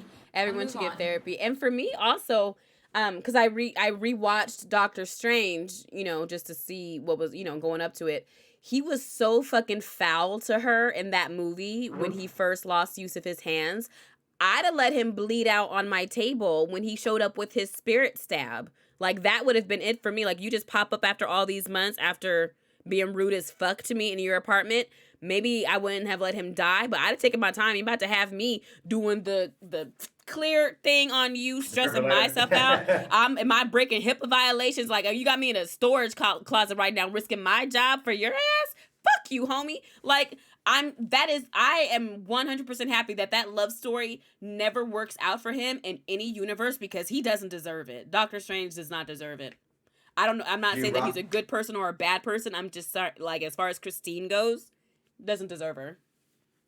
Christine was the one that was protecting him when he went through he did the whole dream walking thing and then went into the animated corpse of the one that was dead. And I did like that. She's like, well, how are you going to do that if you're here? He's like, you said it had to be my body. I was like, oh shit. And it was like the whole zombie mummified thing and then taking those souls that were coming out like, all right, you're breaking the rules, man. And he's like, made that shit his cape.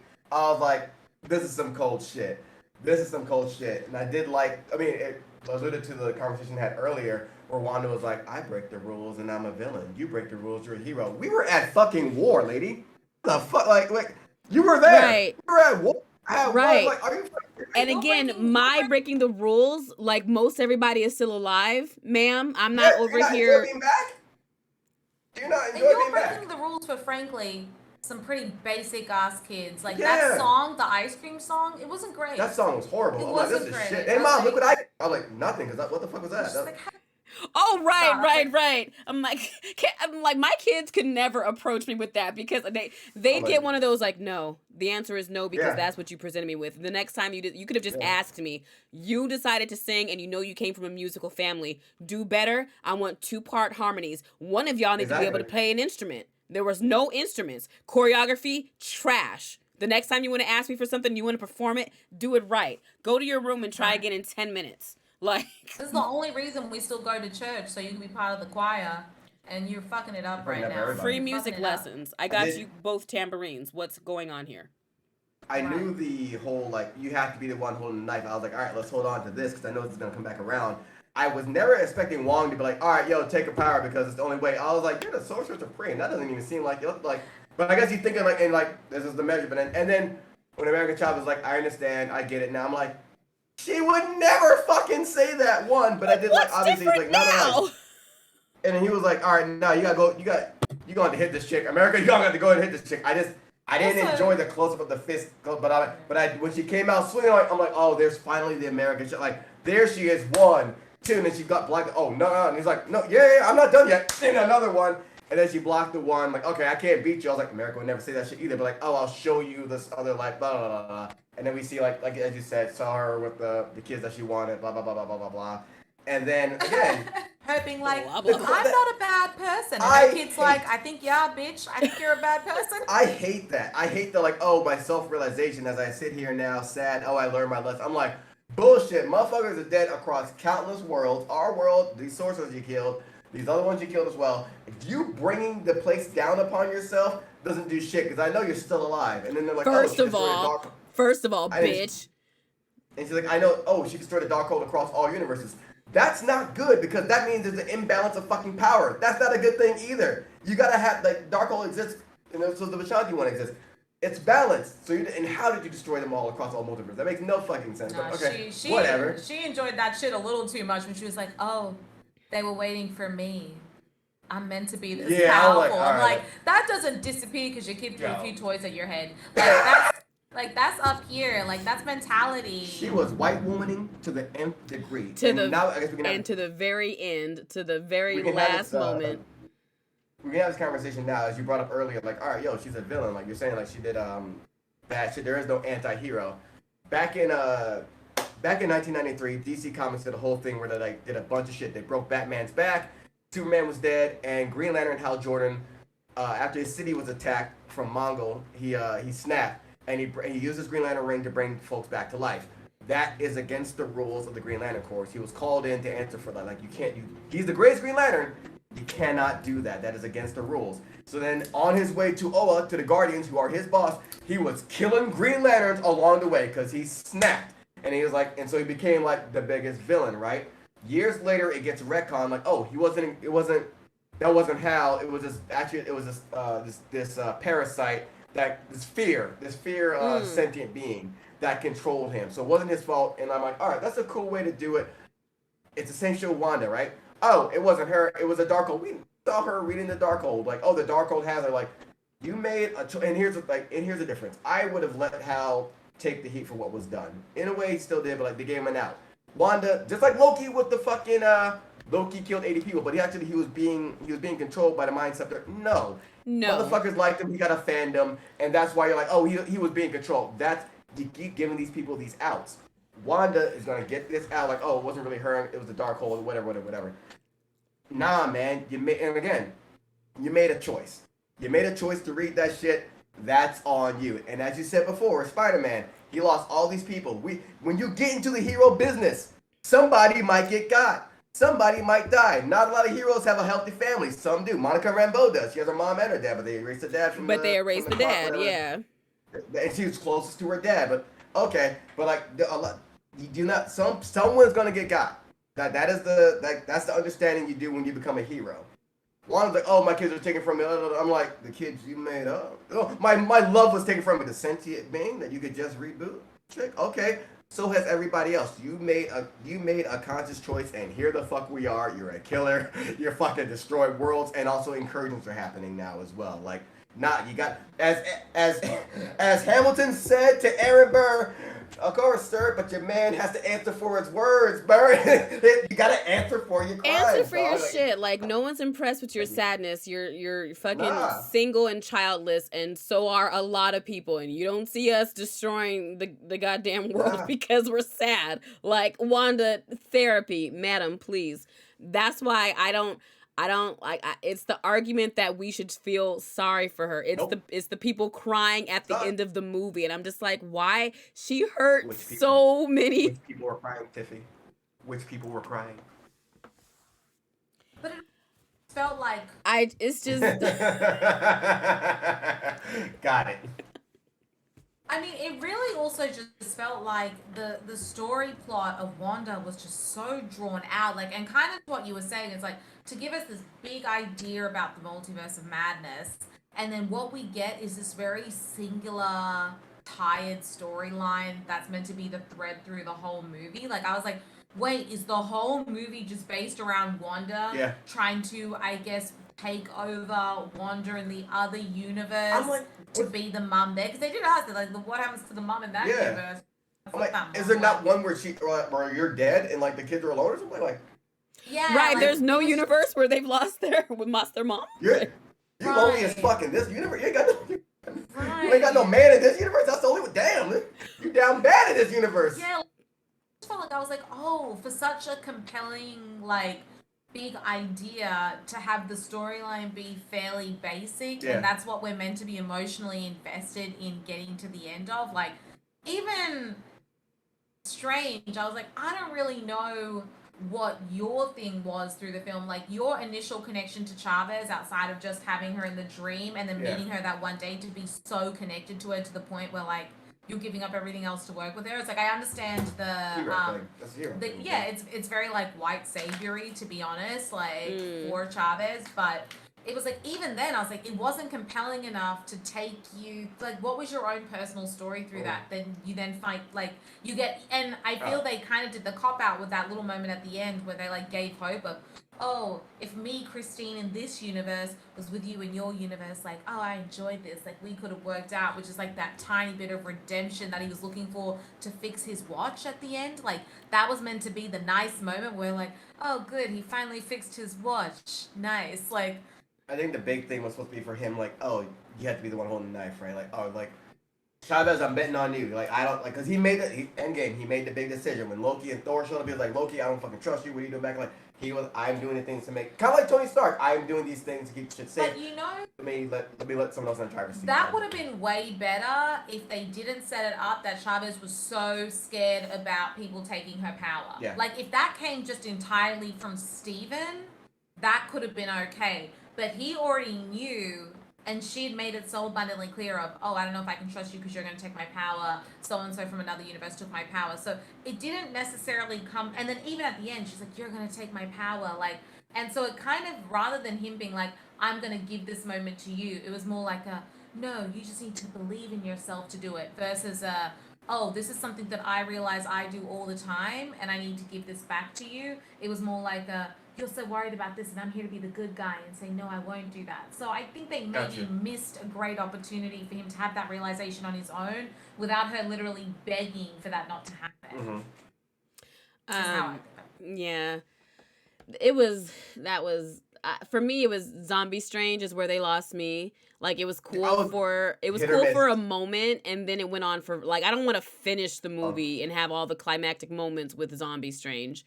Like, it was just cool for a moment. Like, he had to possess his dead body and break some rules and have a cape of souls.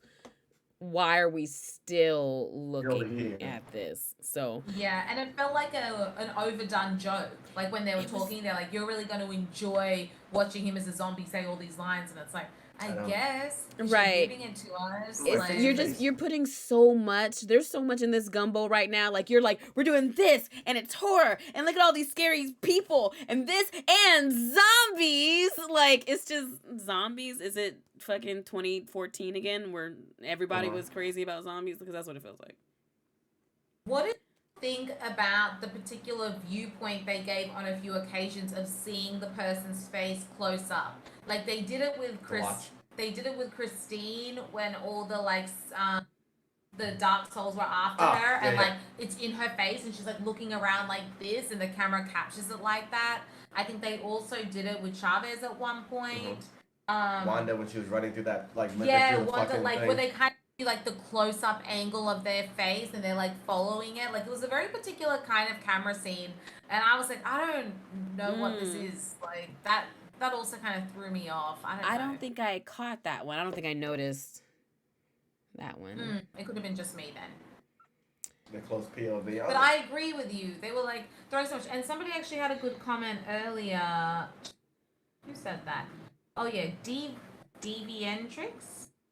The movie didn't go far enough. I feel like it should have been two separate movies, one focusing more on the Illuminati and the multiverse, and the other on Wanda's corruption / villainy. Because I agree, it's like you introduced us to this whole group, I guess, of like, I assumed they were a different version of the Avengers. No, they're Illuminati. They basically, in Marvel Comics, I thought... But you know when they like dropped down and it was like one by one, and they were trying to give off like these Avenger vibes, like we're powerful, like we protect this area. And they were all gone in a second. It's like, what was the point? Like, what was that the to point me that was so sloppily done. It was just a tool to get people hyped for a movie, and it only exists within that bubble. It has no bearing. We're not seeing mutants in the world right now. It hasn't been introduced. The multiverse is not at stake any more than it was at the end of Loki.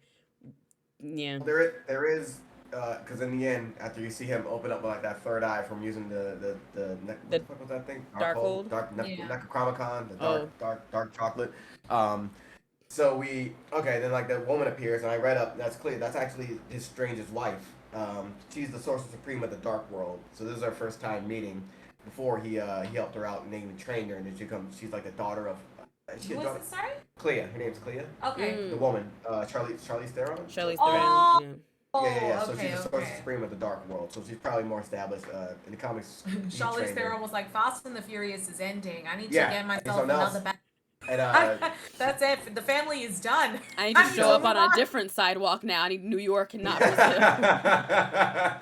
She tells like, yo, incursions are happening, and the incursions are when, like Richard explained, two planets or two universes are like colliding. So either one's got to go.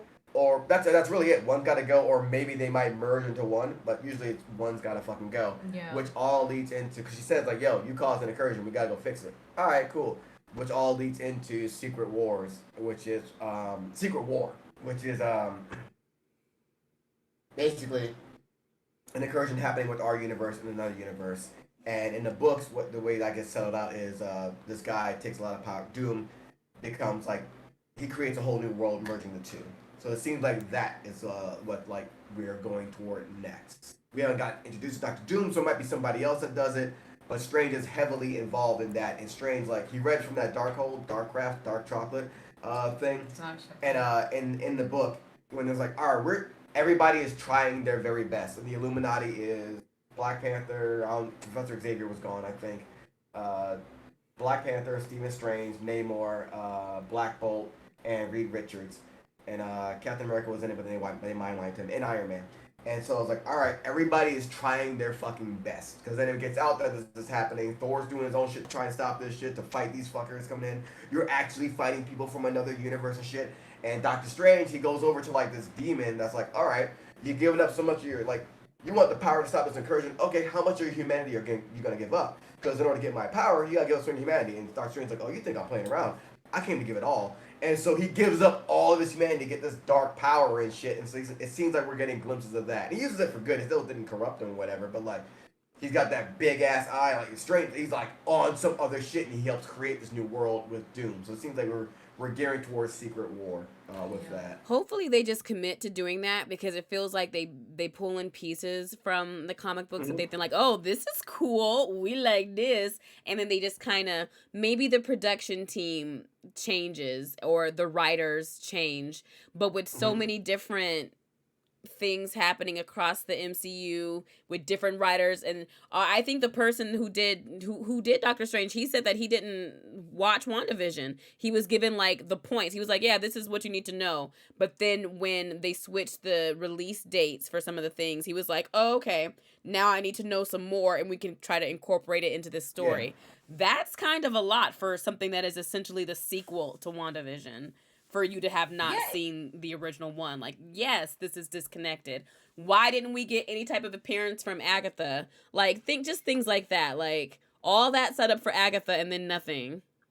I was like, this don't involve me.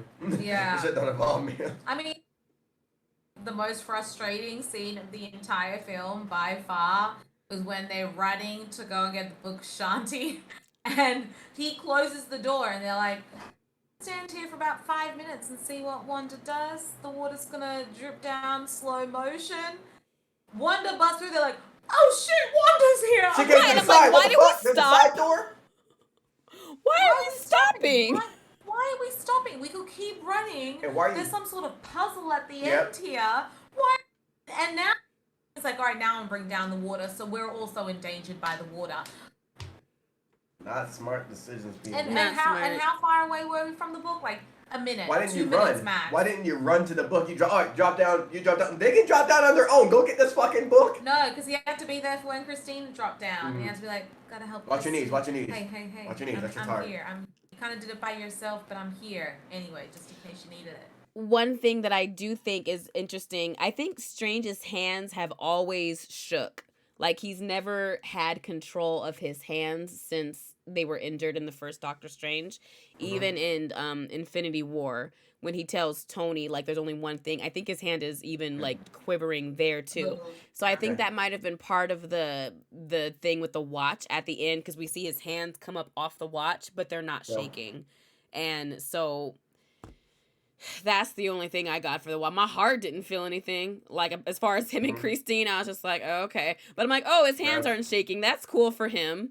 Maybe it's because he also has a freaky third eye now, so. But I'm like, question there, is it that he's now at peace with how he's never going to be with Christine and that's okay? Is he happy now? Because that was the question that they posed at the start. Like, you know, I don't really understand emotionally what we were meant to feel for Steven at the end. I feel like I don't link anything back to Christine, because he, like he said, he just did her so dirty.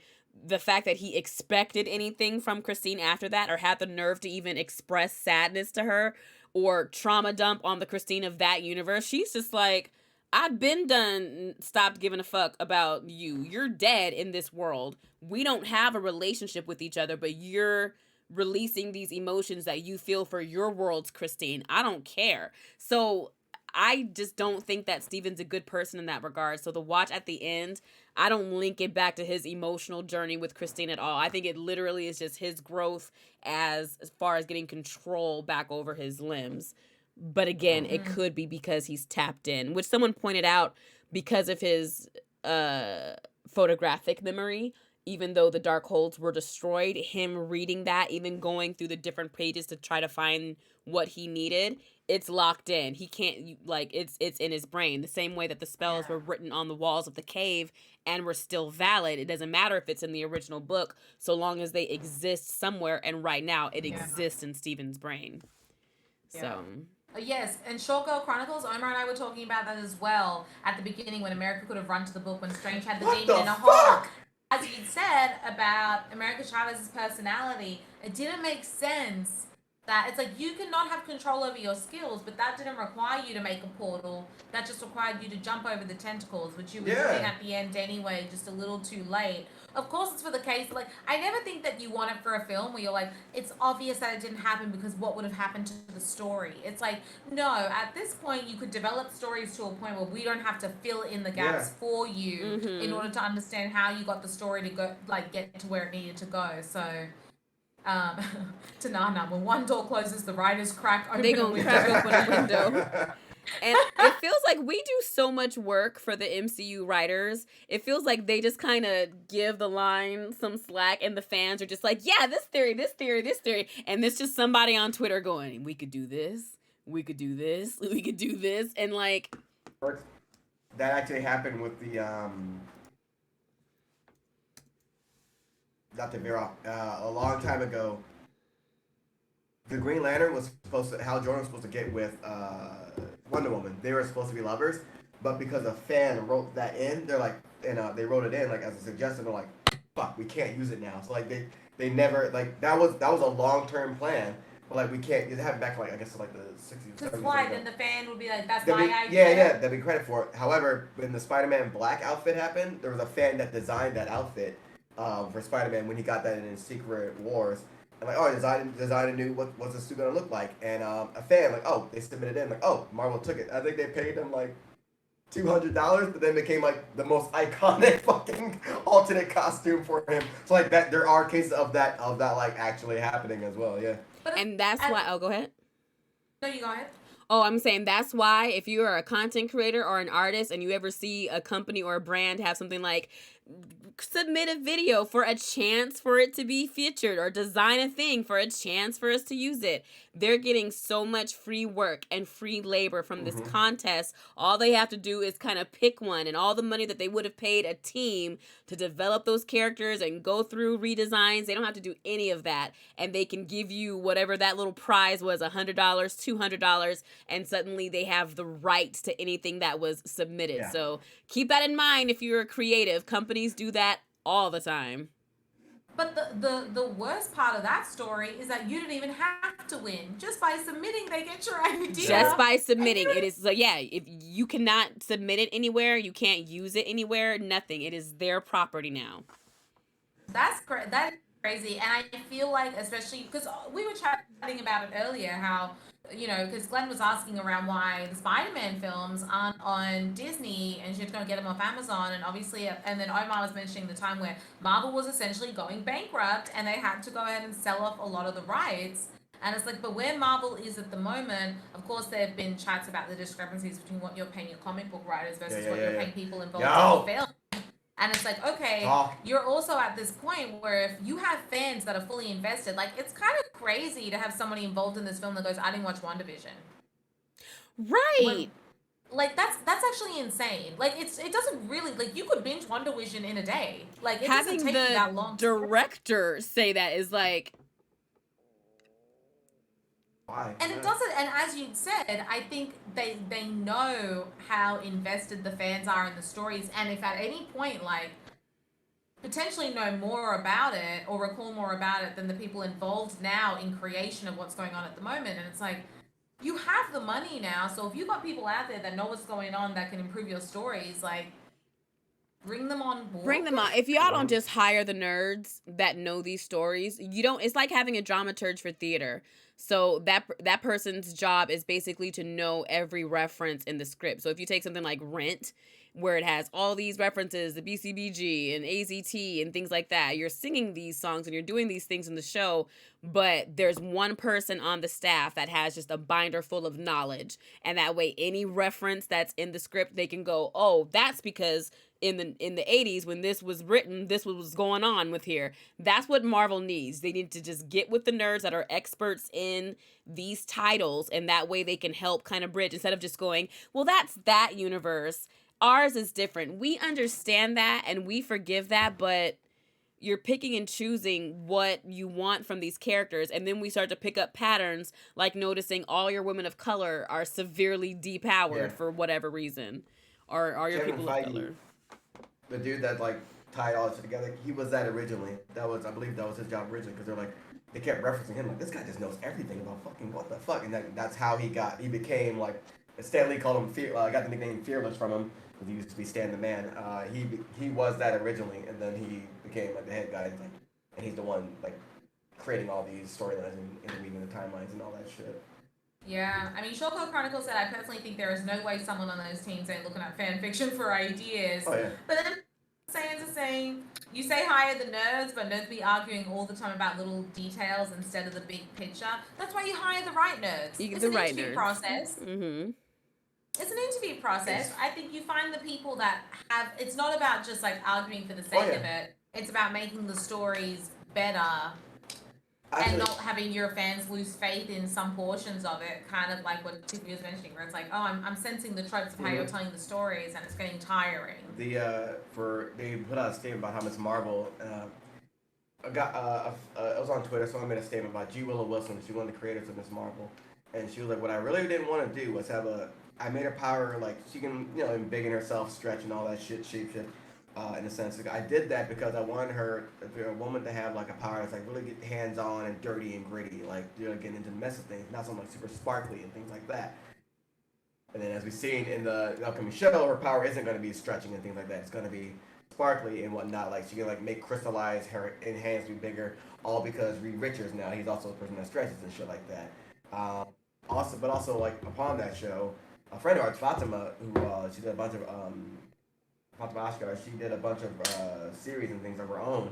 She actually worked on that show, so I'm like, and they make her a dark skinned South Asian. That's always like a casting thing, but I'm also like, I'm excited to see what becomes of the series because I'm like, oh, Fatima's a fucking great writer, and I've loved all of her singular projects. She did Brown Girls. She did that the dating one, the dating one that was like a video game. I'm like really Scott Pilgrim-esque. I'm like, I'm really excited to see like what her input is and shit like that. So I don't know how big she is into the nerdship. I'm like, she has a lot of attention to detail. So I know she's someone that like, all right, I'm gonna read this shit. I know for sure she's read the G. Willow's comic book. You probably saw it in Ahmed's comics, writing Marvel as well, Miss Marvel as well. So I'm like, I'm excited. Like, seeing that, knowing her, like, oh, that's someone I know that knows their shit. Like You can go into like the series. For me, it takes away anxiety. Like if I know there's a good writer behind it or whatever, I can breathe easy. Like I don't have to stress about what's happening in the story because I feel like whatever goes on, we're going to find a nice resolution. It's going to come together in the end.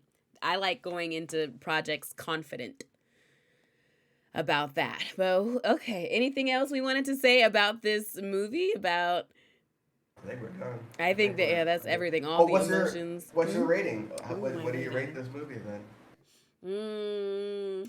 I would have to rate we're not talking about WandaVision. We're talking about Doctor Strange too.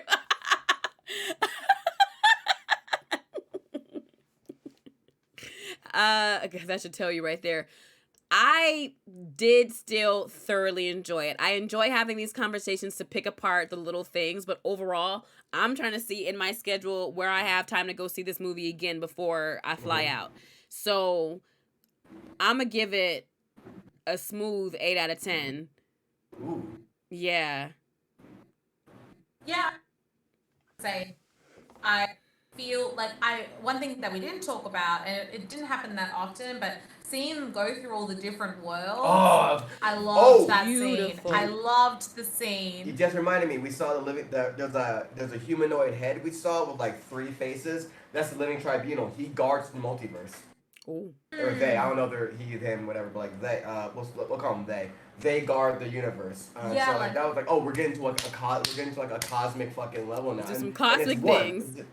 It's one being that guards all of the multiverse. Like I definitely would love when it comes onto streaming services to just watch that scene and like pause with all the different worlds. Like I the loved cartoon one. The cartoon one looked. The cartoon. Like, I thought the cartoon one was gonna be the nod to What If, and then yes.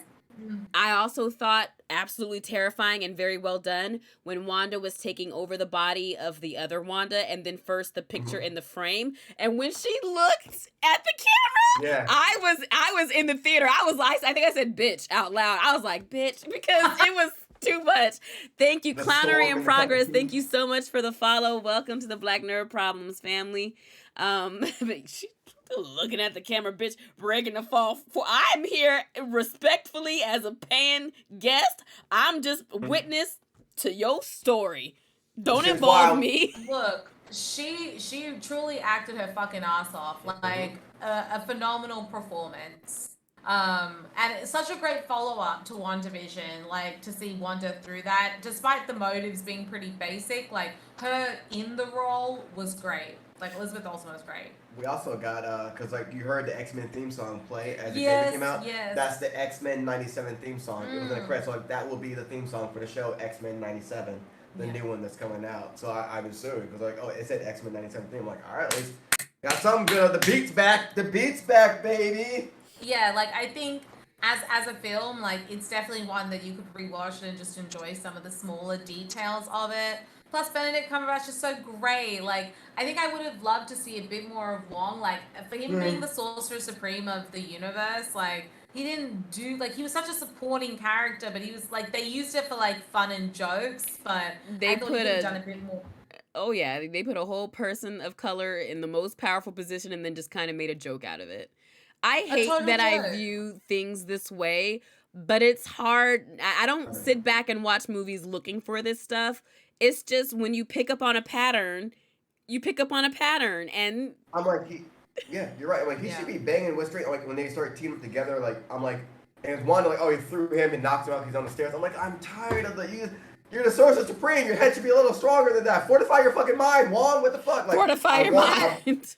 I want more of a knockout, drag out fight. Like, okay, like, oh fuck, they're like, oh, I'm the Sorcerer Supreme, you're Stephen Strange. We should be able to fucking tag team this lady. Like, we should like, or at least put a dent in her. Yeah, she's powerful, but there's two of us. I want to see like sparks flying. Like, oh fuck, all right.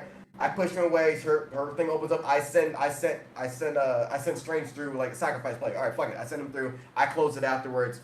All right, you and me now. And I'm like, even if you cut away from there, like, all right, well, we know he got beat off screen, but like, we saw this drag out like a fight. bit of a fight, right? Yeah, Fresh Prince of Sands. We were talking about Wong and kind of how they had his character run through as the Sorcerer Supreme of that universe, and yes, Tananan agreed, like him not bowing to Wong and like the disrespect around that, and obviously it was like a full circle moment at the end. Right, so they came back and corrected that one at least. Right. But him, Tananan saying, I be forgetting how handsome he is as Doctor Strange.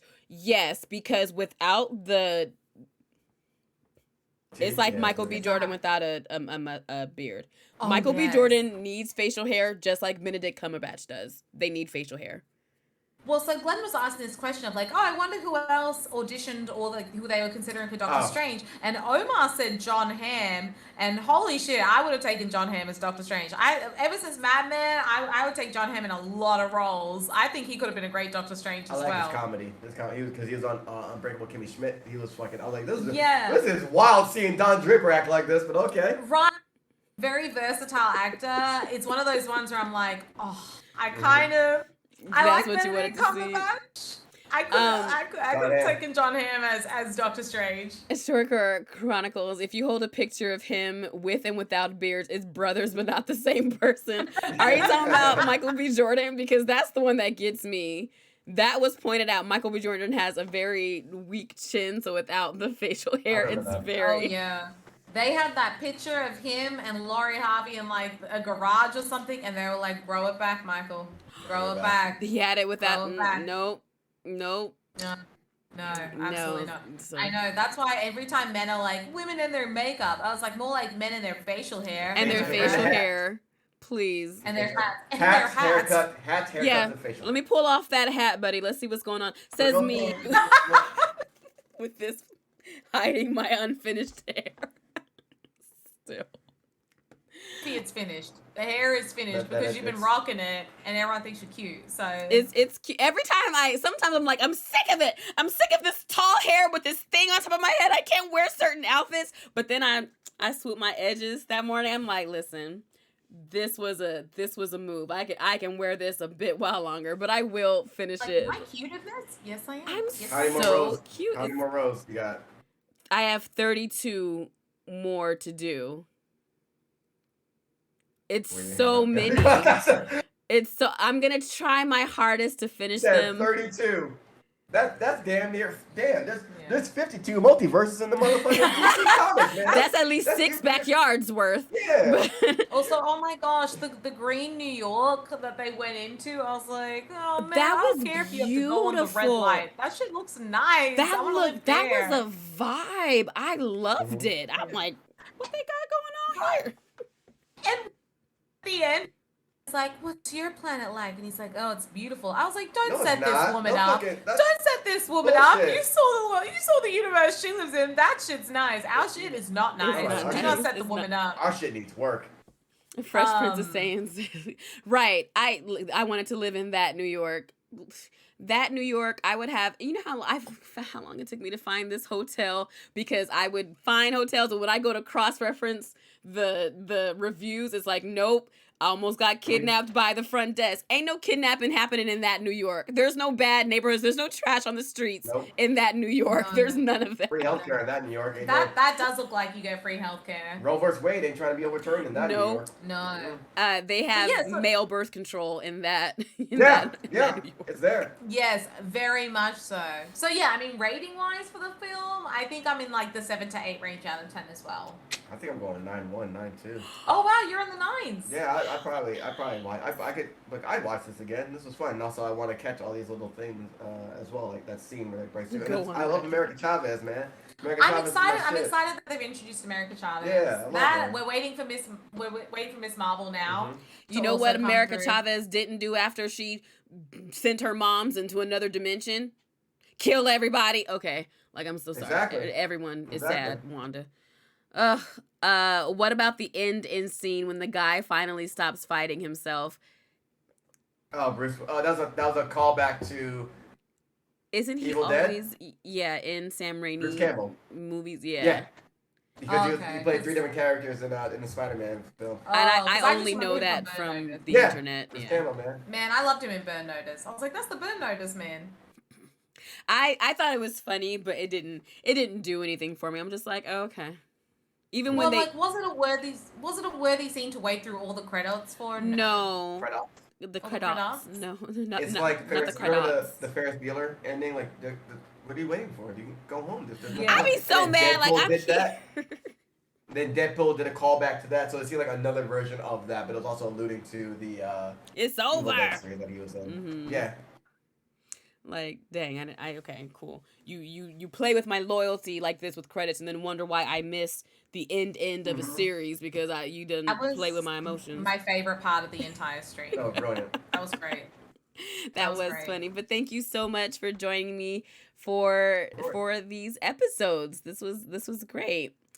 What will you do now? There's no longer a Marvel show to review. There's no Marvel show. We're going back to Tsushima on Monday nights now. You know what the fuck this is. I done got my talking now. We're back in Tsushima now. We're liberating still. Obi-Wan is coming out next. Oh yeah. I'm not covering that. So don't look for that from me. And then what series there is another series coming out very soon that like June something. There's another one coming out very soon as well. So there'll be another series to talk about. I have to look up what it is. I won't be streaming next week because I will be at Disney World and I am so excited. I have the most touristy outfit of all touristy outfits and it's a 2-piece set. It's like a button-up shirt and shorts. It doesn't even look like me. And I have a visor to wear with it. I'm so excited. I could not find a fanny pack. When do you get to Florida? Like, when does your trip begin? We fly out the 15th at midnight. So the 16th very early. And we have the 16th as a day just in Florida. Then the 17th through the 21st, we're doing the Disney parks and Universal. And Makara was telling me apparently there's a convention going on. What's it called? Oh God, I don't know if Makara is still in the chat. Would you say MegaCon? You said MegaCon? I think it is. I'm asking. That sounds familiar. I think it is MegaCon. But so I wasn't planning on it, but since I'll have Mario with me, I might swing by that convention and see what's good. Because I don't actually know if I want to do the Universal Day. I'm not such a I don't know, but it's Florida Universal. I don't know. I was gonna say you're just missing out on Sweet Heat, which is when Glenn and I are gonna be there, and that's just for the lesbians. I'm very sad that I'm missing out on the lesbians. Yeah, it's gonna be. They have there's like a '90s day party happening on the Saturday. I'm very sad that Tasha, when I tell you that I will be living vicariously through videos and stories, so I need you to post them, or ma'am, please. Don't forget to rep Disneyland Gang Gang. There is such a big rivalry between Disneyland and Disney World. And right now in the Black Disney community, the videos are just like going back and forth about what's better about each. And my friend Craig in Florida, whenever he comes to Disneyland, he makes videos about how ghetto it is out here. And that's all his videos are, talking shit about Disneyland. And now I have to have a response going to Disney World. I do it. So I have to figure that out.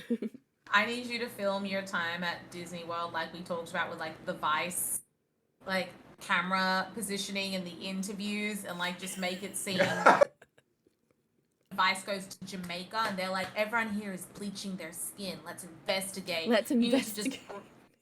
Right, you just need to like blow an issue completely out of proportion at Disney World and like go undercover and be like, guys, this is pretty dangerous here. I would love to see a whole expose on Disney World. Right, if I was Walt, I would have never set foot in this park either. I would have died before it was open as well.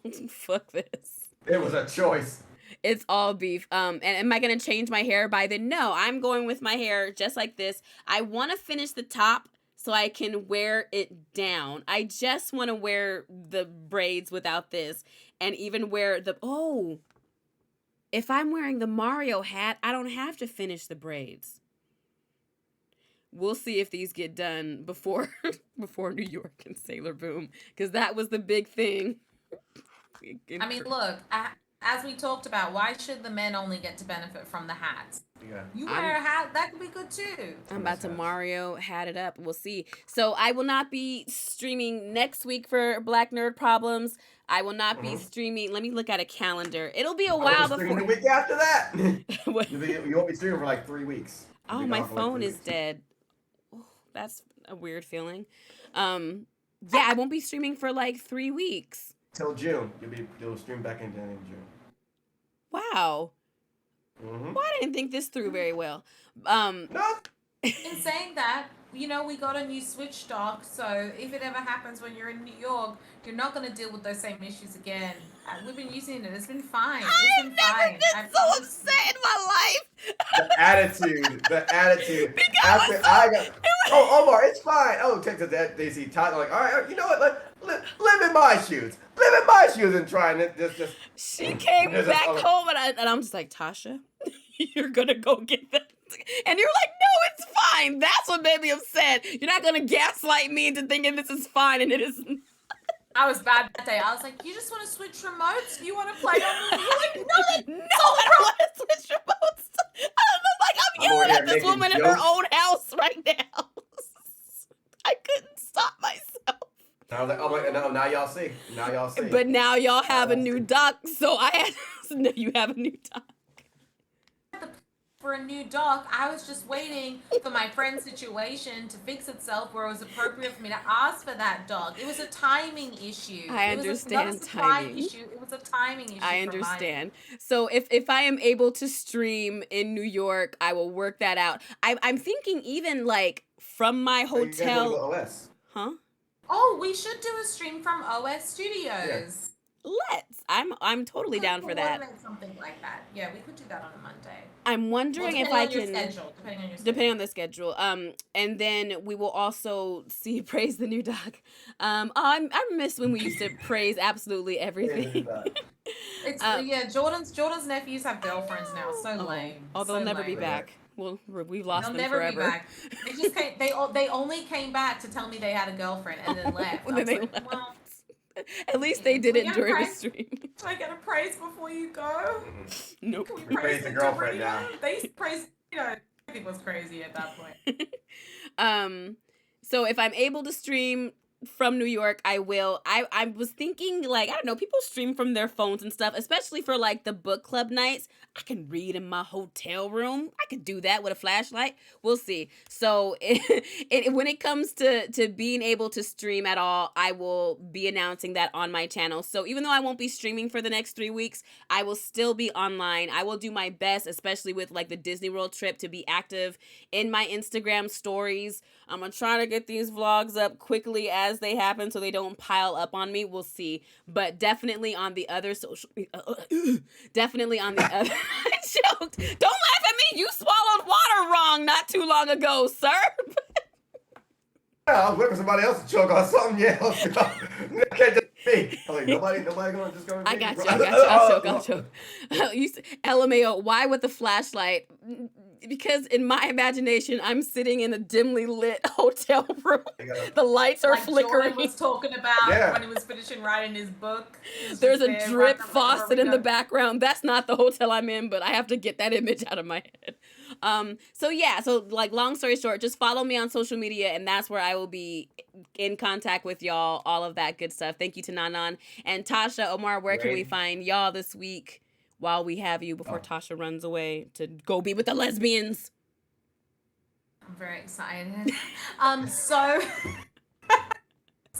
Well, tomorrow, even though Tananan's sister can't make it, my friend Sergio has off. So I think we're still going to try and do something Mario Kart related on my personal channel. So it might start off tomorrow a little later, like more around 8 p.m., 9 p.m. Eastern. But I'll update it on socials. And then, yes, I'm going to be in Florida also Wednesday to Sunday. So I won't be on the BNP channel this Sunday. So whole Sunday and Monday is going to be empty. The two most chaotic streamers on the Black Note Problem schedule are going to be out. So I won't be doing Sunday, and then I think it's back to regular schedule next week. I'm not doing shit. So yes, you can catch me on my personals tomorrow, and then next week. And And Omar, I'm gonna try and I don't think I need to take my laptop with me. If you do, it's fine. Huh? I must like take the laptop so I don't gotta stream on Friday. Do what you need to do. It's alright. At this point, Jordan has everything to stream and it's just being lazy. But Jordan could set up the stream from his house, so maybe this week will be the week Jordan does something on Friday. Who knows? Maybe we can peer pressure him like we peer pressure Will into getting an emote wall.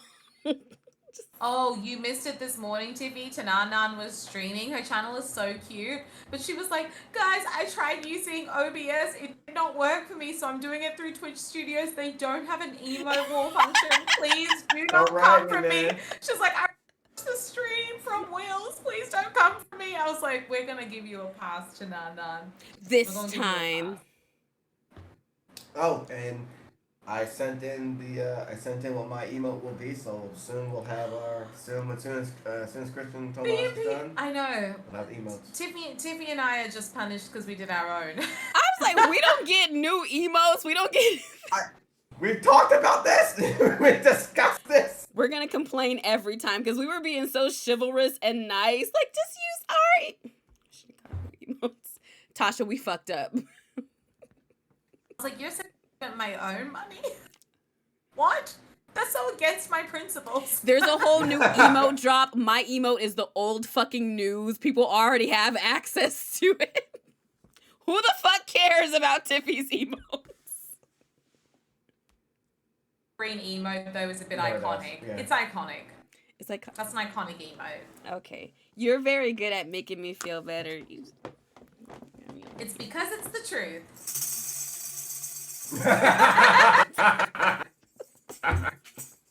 That's it. Let me find somebody to raid. The only person that's from the I Villainous. Do we like them? Sure. Okay, perfect, cool. They were doing wrestling before. We're taking 11 folks there. Thanks, all 11 of y'all are rocking with us. Tananan's asking, is there a dancing emote? No. Ain't nothing about dancing on this channel. Who's dancing on this channel? There is no emote of dancing. I mean, we can. I thought you said you could only have 8 emotes, correct? Or is that per tier? Per tier, yeah. But tier 1 is like you have slots of 8. Yeah. And then it's like, I think people have to pay extra to gain access to tier 2, I think. But people so would. I feel like if we offered stuff on a tier 2.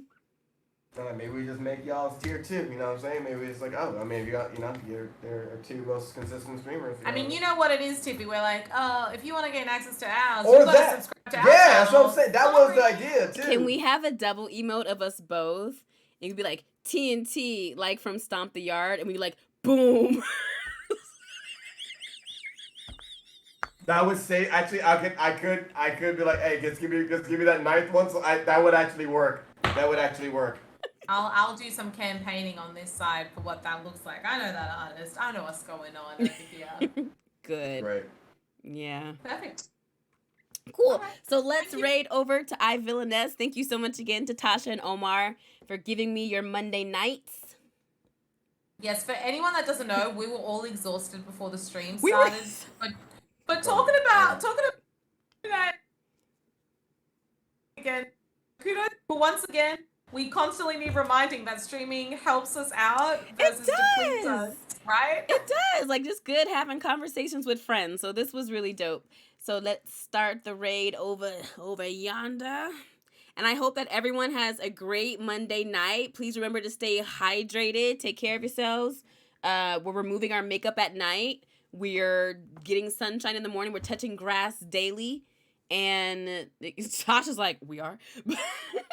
You have inside plants. Touch the soil of your plant. You're good. You're good. I hear you. And we are rating. Good night, everybody. Bye.